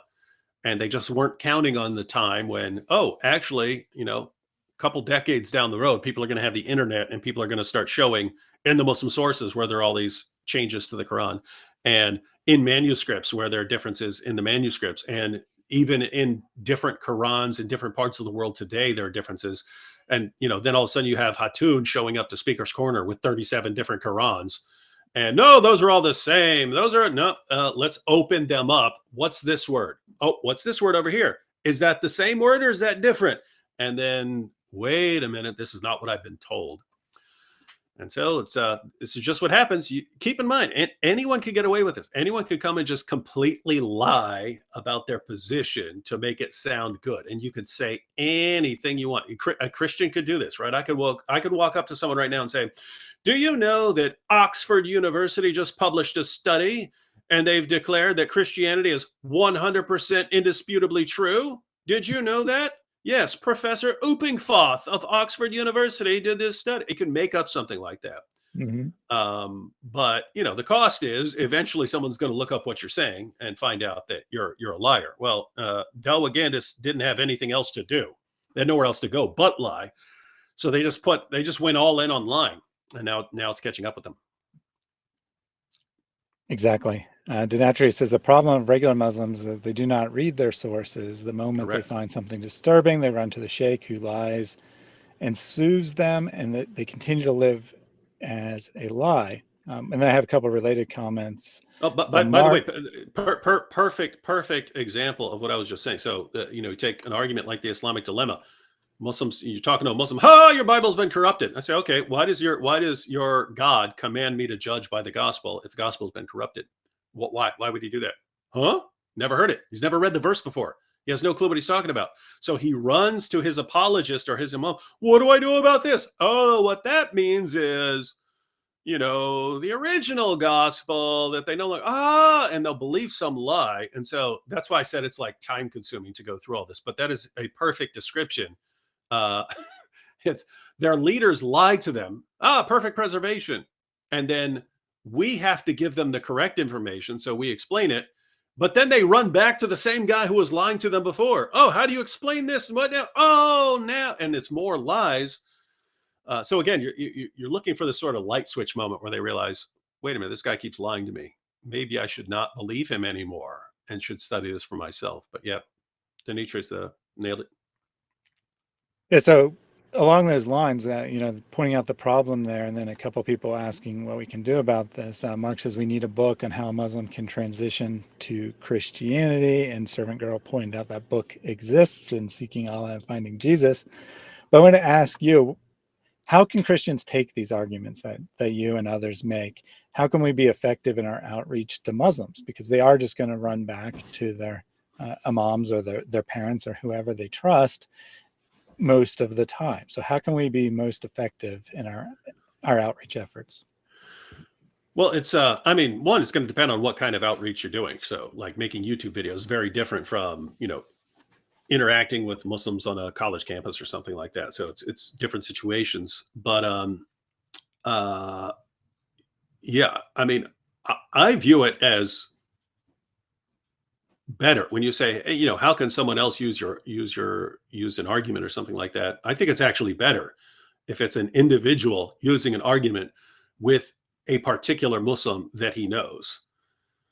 In other words, I can make a video blasting away at Muhammad, and a Muslim might watch that and might go back to his scholar or something like that and get a response, and then think, David is destroyed, ha ha ha ha ha, and then it doesn't go any further.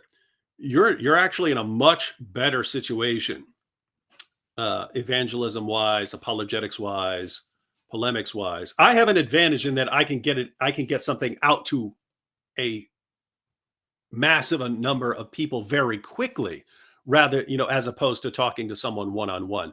But as far as actually effectively sharing the gospel, sharing problems with Islam, sharing arguments with someone, you're in a much better position if it's you and another person that you become friends with. And so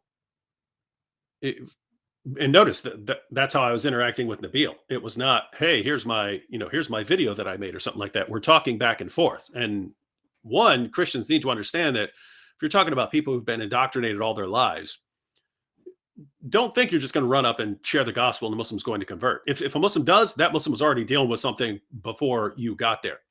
Or it's just a flat out miracle, because most of the time even to get the gospel across to them, you've got a lot of work to do. So get that in your mind ahead of time. I'm talking to a guy, and this may take 4 years or 5 years or 6 years or 7 years, but it'll be worth it. So get that into your minds, but just get in the habit of, I mean, put the one, get it in your head that this may take a long time. Two, um, get it into your head that um, that this Muslim that you're talking to is going to, it may take a while, and is going to come back and is going to offer refutations and is going to go to his imam and so on, and that you don't need to know everything ahead of time. I've seen so many Christians who don't want to get started because it's, I'd have to know all the hadith, and I'd have to know the Quran, and I have to know the tafsir, and the Muslim may have 57 different objections to everything I'm saying. Get that out of your head, especially if you're talking to a Muslim one-on-one. If you're talking to a Muslim and he gives you some response that you're not familiar with, say, okay, I haven't thought of that before. Would you mind if I looked into this before I respond? Then go study it. You don't need to know everything ahead of time. You need to be listening carefully to what this particular person is saying to you, and then be willing to invest the time to go learn how to respond to that person's objection. But that is a much better way to proceed. And you can get all of the same information that we share in our videos. You can get all that same information across to a Muslim friend. In fact, it's better that way, right? I mean, if a Muslim sees me and I'm making fun of Muhammad for having sex with a 9-year-old girl, maybe he doesn't want to talk to me anymore. You could get the same information across to a Muslim friend without that person not wanting to talk to you anymore. You could do it differently. Instead of saying, "Hey, your prophet's a pedophile," or something like that, you say, "Hey, you're talking about how Muhammad is the greatest man who ever lived. I was just wondering, because I was reading an article about him and something with one of his wives. I was just wondering how you would interpret that. How does that fit in with your belief that he's the greatest man who ever lived? Because I would think that that's not a good thing to do. What do you think?" And there, you're not attacking, you're not making fun of it. You're asking for his input and so on. But the idea is you'd be getting across the same kinds of information that we're talking about when we say what's the most powerful, what's the most effective arguments against Islam. So notice, if you're talking to a Muslim, you say, "So what do you believe in Islam?" And he says, "Because the Quran's been perfectly preserved." You start, okay, well, hey, would you mind if I looked into that? Guess what? If a Muslim actually believes the Quran's been perfectly preserved, he will think it's great if you want to look into it. And then you come back to him a couple days later and say, "Hey, you mentioned this argument, and I said I would look into it. And I was just wondering, you said the Quran's been perfectly preserved. So, I was reading this passage. It says that verses were eaten by a sheep. These verses were revealed as the Quran. And Aisha says they were eaten by a sheep, and they're no longer in the Quran today. So I was just wondering how you reconcile that with your belief in perfect preservation." And notice, everything you bring up to that Muslim is stuff he's never heard before. He's never heard any of this. So you're getting the same information into his head that we want to get through. We want to get this information to Muslims through our videos, but you could get the same information and do it in a probably more effective manner, because if you actually have a friendship with the Muslim, you can be doing it over a longer period of time, and you can deal with objections and replies and things like that and so on over time. Notice that Muslim will not just accept that Muhammad's not a great man after you give him some information. You're looking to reach a kind of critical mass. Okay, so this is his defense of Muhammad and Aisha, and this is defense of Muhammad taking the wife of his own adopted son, and this is a defense of Muhammad saying you could beat your wives into submission. This is a defense, and eventually you reach this kind of critical mass of, how am I still defending this guy? How am I doing it? How am I doing it? Like, and the point you eventually want to get across is, hey, you've tried to justify these 30 different horrible things that Muhammad did, where if anyone else did them, you would say it's a horrible person. But whenever your prophet does something, you just come up with some excuse for why he did it. What is your basis for saying this guy's the greatest man who ever lived? Like what? What did he do? Oh, but he once helped an orphan. So did lots of people. You don't say they're the greatest people who ever lived. And the people who normally do it did not marry, a 6-year-old. So what do you mean? What are your criterion? What are your criteria to judge who this great man is? And so anyway, it's just breaking down decades of indoctrination in a person. But it takes time. It takes time, but can be worth it. And I'll just point out to people, there were Christians who told me, as I was spending years talking to Beale, there were Christians who were saying, David, you're wasting your time. If you were going to believe, you would have believed already. You're spending way too much time. You could be talking to so many other people. You're spending all this time talking to this guy. Anyway, I'll just have to say, I don't think it was a waste of time. Perfect. Rory, who's an ex-Muslim himself, says, approach them gently. And then he says, that was me being too aggressive to an ordinary Muslim. I said, your prophet was a pedophile and he didn't want to talk to me anymore. And I would say that as long as you're having a real conversation, you know, with an actual human being that you have some sort of relationship to, if you say, I don't know the answer, along the lines of what David said, I don't know, I need to research that, no reasonable person is going to hold that against you. In fact, they'd probably be more receptive to what you have to say when you come back, with you showing humility and saying, I don't know everything, and I could be wrong. And hey, you could be wrong too. So let's figure this out together. Al said this method is effective for sure. I've used this with people in many different cults and even atheists.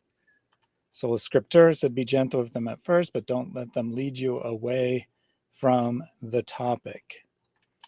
And then finally from Walking Dreams, hello guys, I'm a woman. I don't feel comfortable converting people who talk to moms.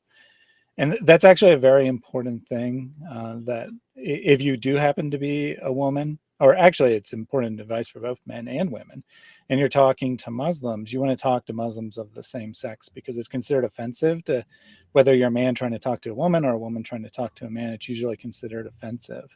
So be culturally sensitive. You know, in your case, I would say, you know, mostly focus on talking to Muslim women. Anything you want to add, David? Nope, you're correct. All right. For once. So I have a few questions on Islam that I wanted to read from the audience. But first from Rice, who just joined the chat as a Muslim. David has been destroyed by Muhammad Hijab, Sheikh Uthman, and Daniel Hitikachu. David is a loser. David, you're being debunked all over TikTok. I think he kind of, you didn't make a prophecy, but he did kind of come in and prove your point, right? He's all about bravado here. He's not giving any arguments. He insists that he told me that he was here to correct you and show that you have bad arguments. And then this is what he posts.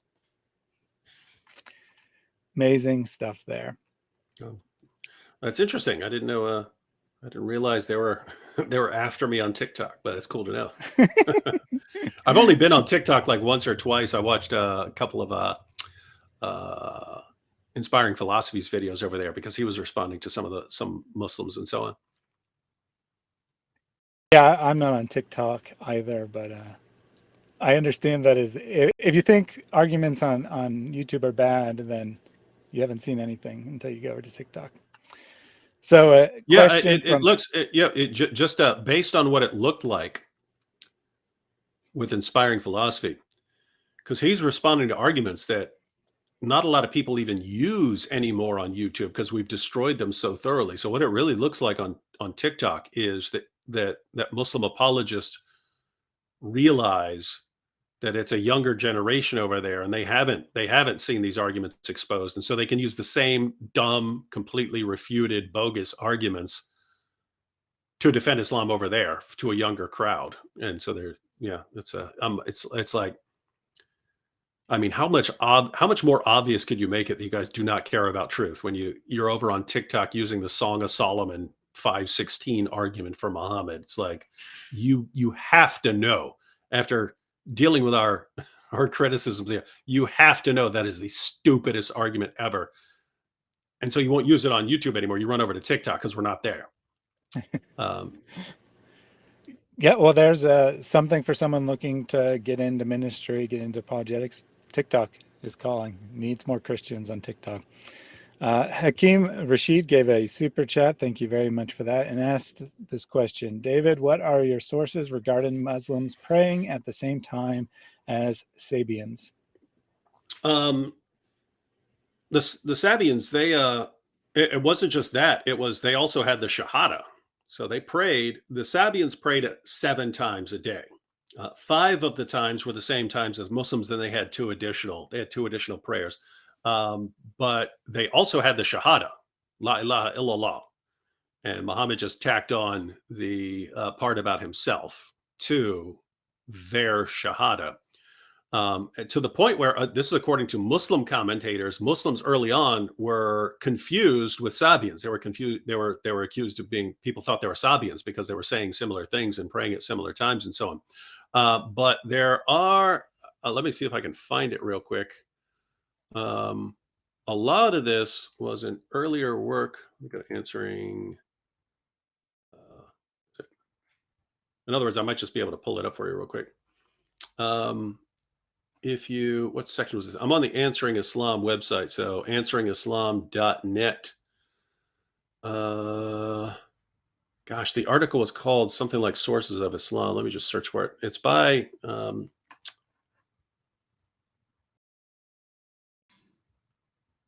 something Saint Sinclair Tyndall, something like that. Let's see.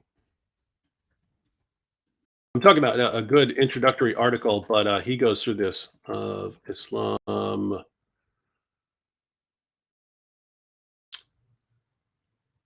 Not Nels. No, here we go. If you go to, wait, can I share a link? Yeah, you can share screen, or you won't be able to post a link in the chat. You got to post something else first, and then I can make you a moderator, and then you'll be able to post a link. But if you post a link, YouTube will just auto block it. Yeah, I don't think I need to do that. If you go to answering, let's go ahead and talk, and I will because I have to bring up the thing, but I'll do it in a second. But we can talk about other stuff while I'm sending this. Yep, we can come back to that. Lloyd posted that Muhammad Sukra al-Zusi compared the Sabians' religious practice to Islam in his work. So, enforcing your point there that Muslims are saying the same thing, that they're saying that, hey, the Sabians seem to be comparing, seem to have a lot of the same practices as us. And I think they debated, right, whether or not they were true Muslims, the Sabians, which is crazy since Muhammad's supposed to be bringing a new religion and this predates them. But hey. I just typed testing. Yep, I see that. Add moderator. All right, you're a moderator now. I feel so cool. Let me see if this link works. That link work? Don't see it. I see it on mine. It's right under Rockstar. So it's testing, then. That's odd. Not Gave me the up. message that said send it again. I made you a moderator. You didn't. I'm not blue. All right, I'm trying again. All right, try again. Was this amateur hour here? Probably. I mean, I'm in charge. Let me refresh and see if this works.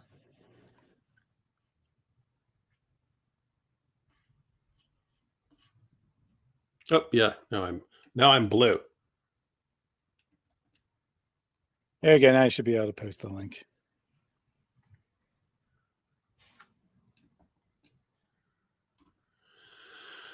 There you go. All right. Yes, I see it. So it worked. Plenty of interesting stuff there on the Sabians. It's the original sources of the Quran by William, I think it's William St. Clair Isdale. W anyway.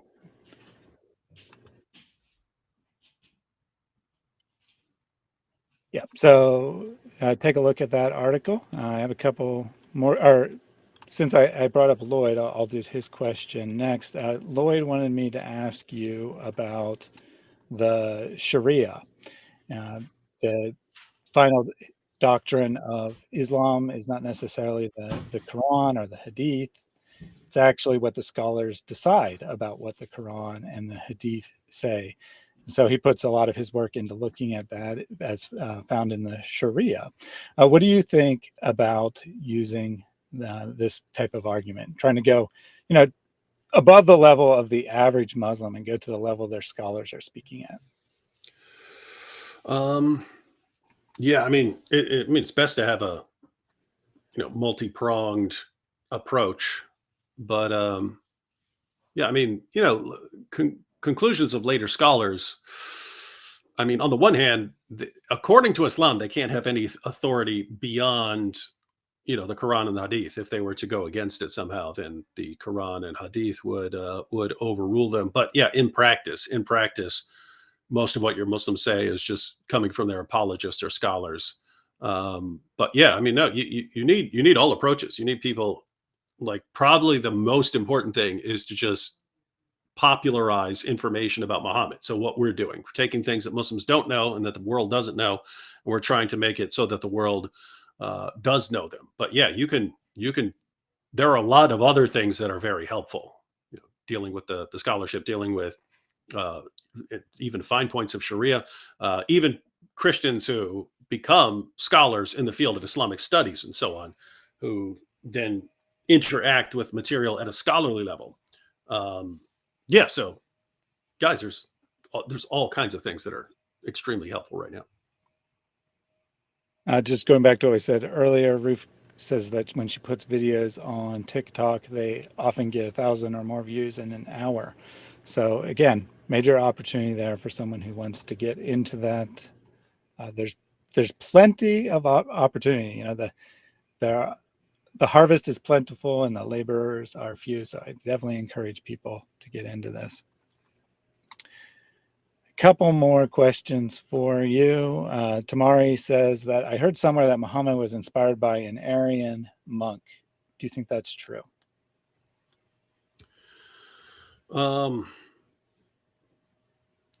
Yeah, as one influence, but yeah, Muhammad's just a compilation of all these ideas that were around him during his time.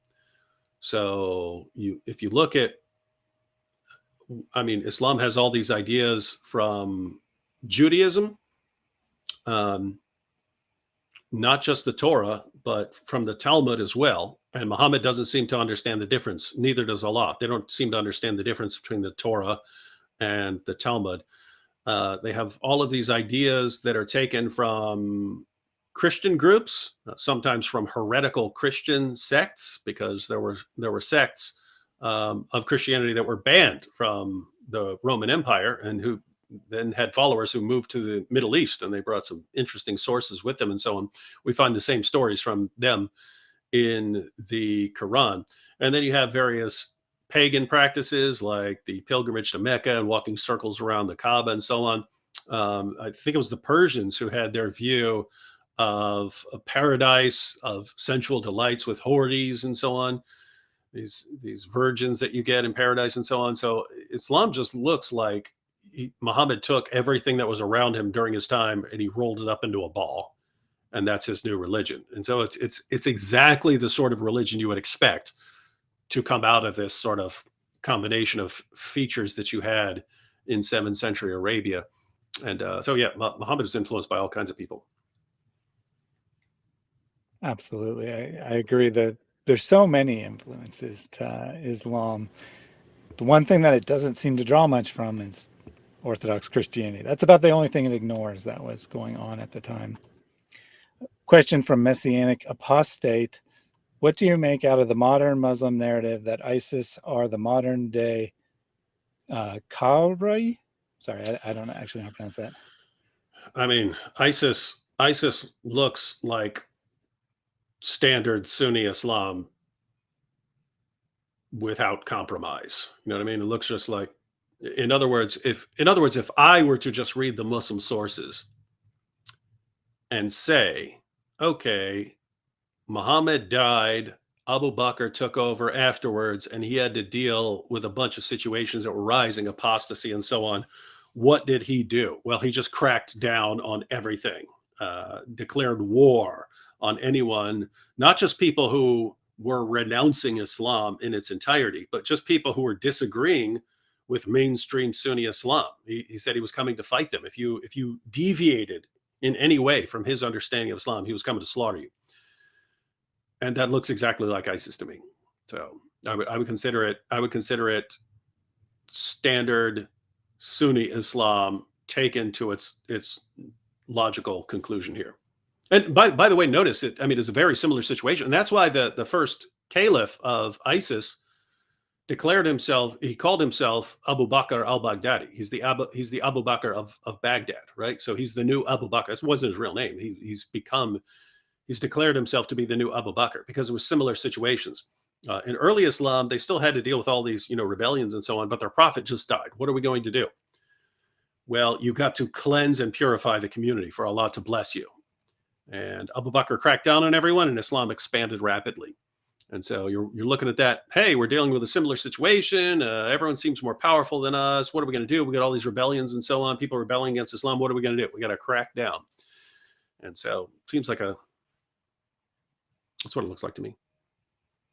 All right, just a couple more. Rory asks if there's a background hadith to Quran 5:32. He says, or tafsir. Well, there's definitely tafsir. There's tafsir on everything.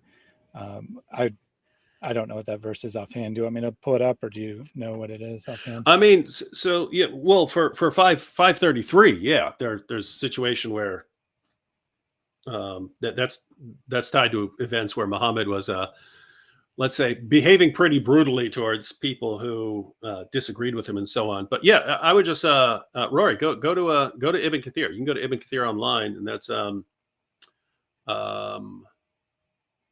see the site, because they over the years they keep changing the site where you can get something like Ibn Kathir.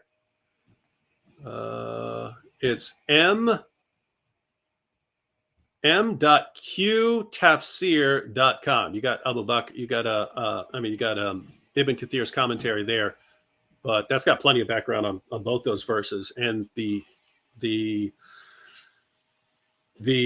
understanding of 14 centuries of Muslims, which had nothing to do with how Muslims use it today. No, 14 centuries of Muslims did not use this to show that Islam is peaceful and tolerant.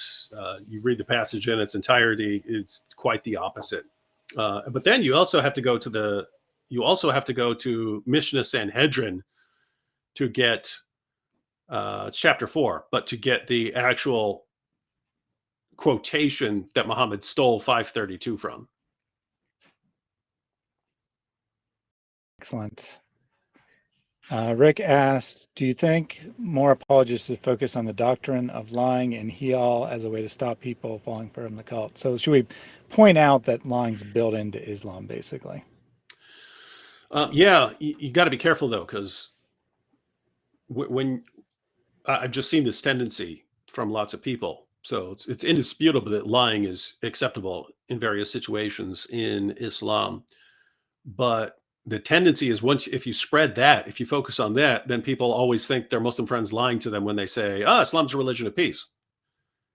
And so you have to qualify and say, hey, I'm not saying that any Muslim who tells you something that's wrong is lying.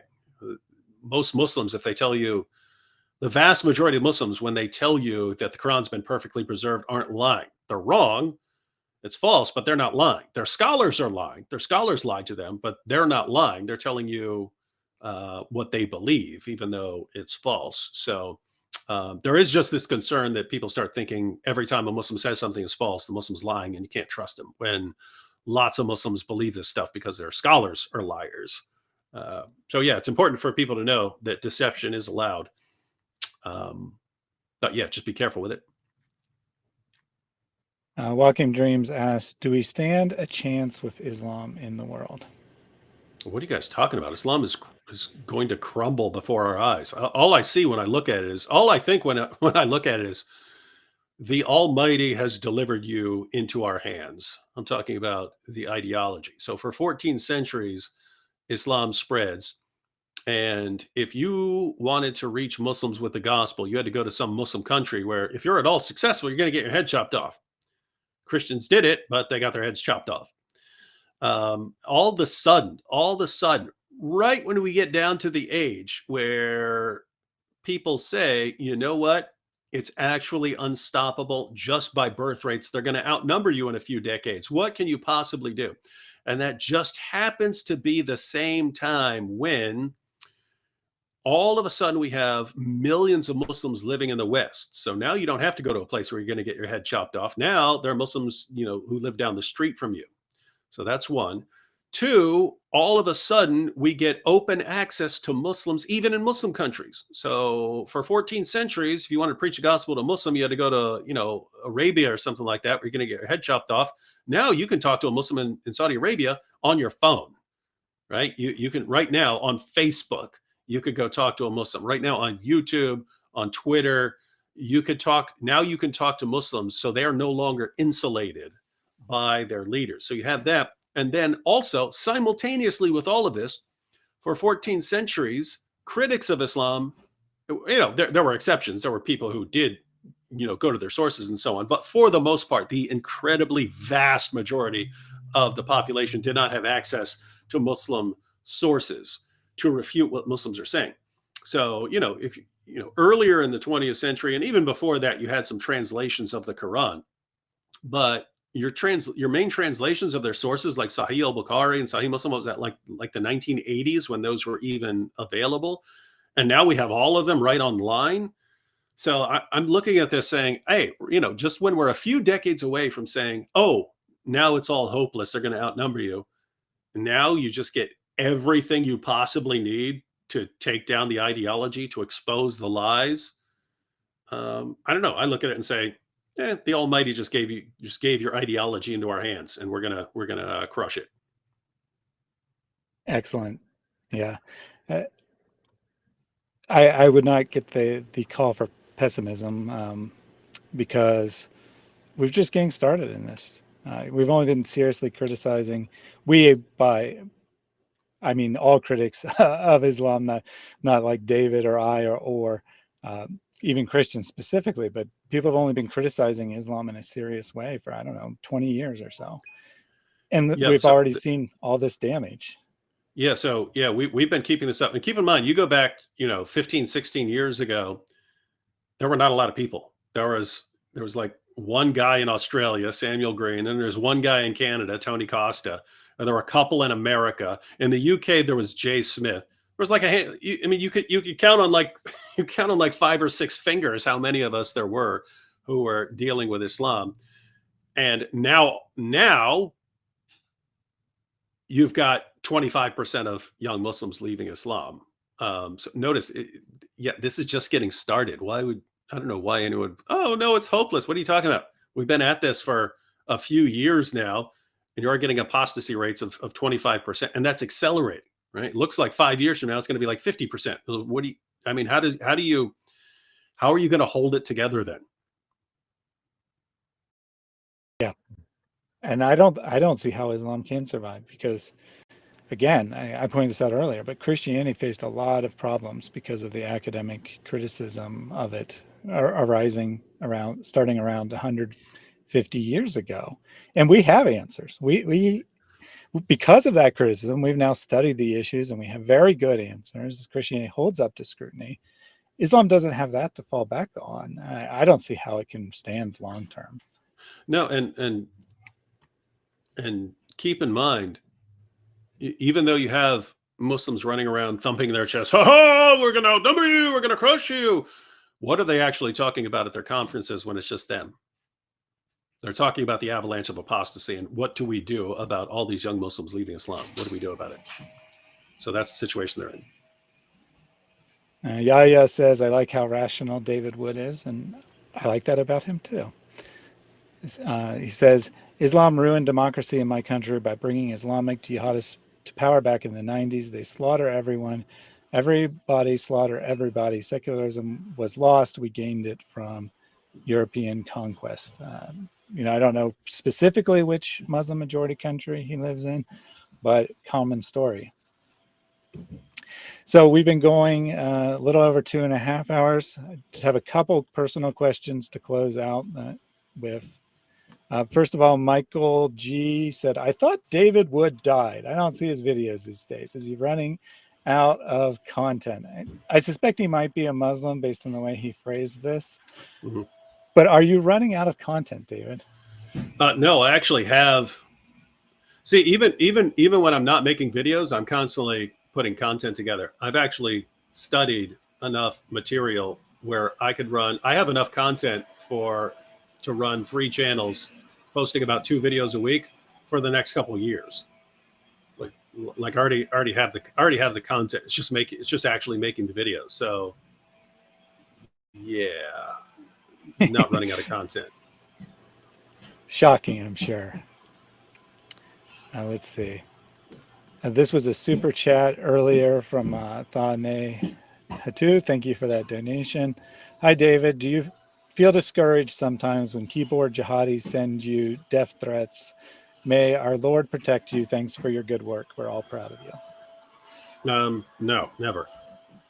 I figure if you're threatening to murder me, then you're worried about what I've been doing. And so I take those as signals, right? Because keep in mind, I'll try different things. So I'll try all kinds of different things. And all of a sudden, oh, wait, you just flipped out over what? Oh, okay. That is good to know. So like take something like Muhammad's Boom Boom Room. We made a video one day. We're trying to make fun of the BBC, right? Where we made a fake BBC interview where I was a BBC reporter and John McCrae played R. Kelly and Vocab dressed up as Muhammad. Then he wasn't doing any sort of voice or accent or something like that. The point we were trying to expose was these Western media organizations, they do nothing but praise Muhammad when they would condemn anyone else for doing similar things. So we had the BBC guy interview R. Kelly and he's blasting him as a horrible individual. But then he interviews Muhammad, who did way more horrible stuff, and he's just praising him for being so wonderful. And so that was the only point. But after that, a lot of people flipped out and were sending messages. So it was like, oh, you don't like having your prophet in an interview, huh? And so that's the origin of Muhammad's Boom Boom Room. So excellent. So point was, no, I do not get discouraged at all from death threats. The death threats are more along the lines of, oh, I just hit a soft spot. Hey, thank you for that information you've just shared with me. Yeah, I have a similar reaction when Muslims come in and leave comments that are nasty. I'm like, hey, this video actually hurt them. And, some videos, no one leaves a comment. Others, they come in. But by the way, it's the reverse is true as well. Namely, if Muslims start praising, I've seen Christians who fall for this, and Muslims start praising them, they go, oh, you see, I'm really getting through to them. It's like, do you think you're getting through to them when they're praising you? You know what I mean? Like I've seen, hey, yeah. Muslims tell me they really like the way I do things. Like, do you think they'd say that about you if they really thought you were going to lead Muslims out of Islam? Do you think they'd be praising you right now? Are you serious? How are you falling for this? Lots of people saying how much they love Boom Boom Room. And I still got to post that. I still got to post that episode. Andrew Tate. I got the Andrew Tate episode on my computer. I was actually going to ask you that. Roy said, when will Andrew Tate meet Muhammad? Yeah. He's already met Muhammad. I have the video footage. I have the video proof. I have to go through the sources because I have to pull up I want sources on the screen for some of the stuff Muhammad is saying about Islamic paradise and deflowering virgins for eternity and so on. I want those on the screen. So I just have to insert those and make the thumbnail, and that video is ready to go. So yeah, every time I say I'll just do that today, disaster strikes immediately. Like I know as soon as I say it, I'm going to go and there's going to be this disaster right outside. But if nothing weird happens, I'll send that to L can have that tonight. We'll see what happens. Excellent. But yeah, look, check Act 17 polemics tomorrow and it should be up. Super chat, or super duper chat, I should say, from Harry L. Johnson. Thank you for that. Messianic Apostate would like to know if you've read a book called The Way of the Strangers, Encounters with the Islamic State. No. I haven't heard of that either. Mark asked if there'll be one world religion in the last days. You want to give any thoughts on that, or pass on that one? How would I know? The last days haven't gotten here yet. Excellent. Fair answer. Emmanuel Shahid, not really a question, but I wanted to pull this up. He said, David, I appreciate your early years of answering Islam of you and Sam. I was all day and night researching while floating in the ocean during my time in the Navy in 2002. Presumably he was still a Muslim at that time, and then he ended up leaving Islam. I mean, I know he left Islam and became a Christian. So I'm presuming that this research that he's doing is being prompted by you back in the early 2000s. There was another super chat. Guys, I'm trying to close out here. You got to stop leaving these super chats. Yeah, people always say they want the video, but then they don't let me make it because they keep giving super chats to Thaddeus. Does David have the hikmah? Oh, he's got the hikmah.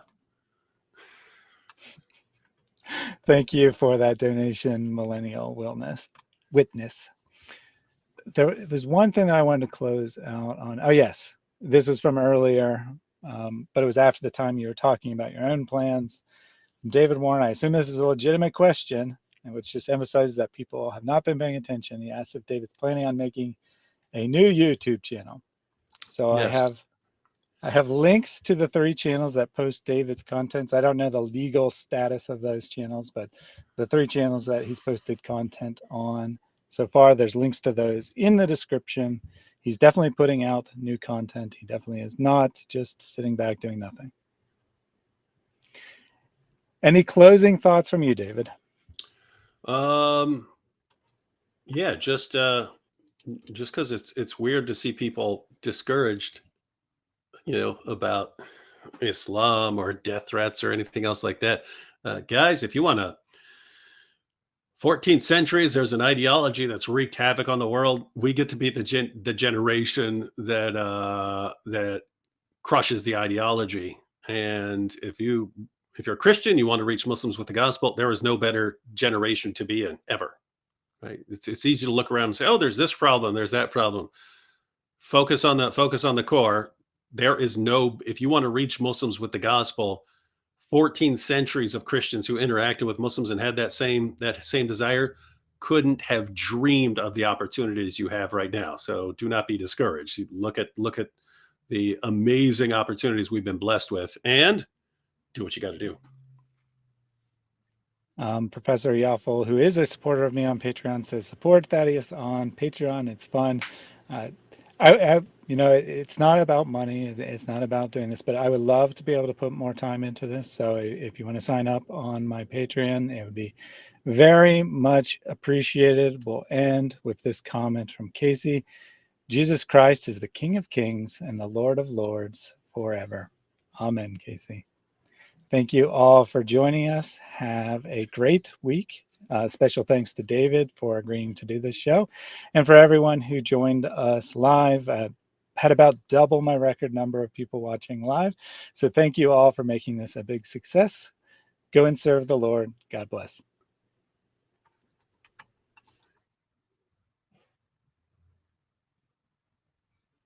All right, we should be backstage now.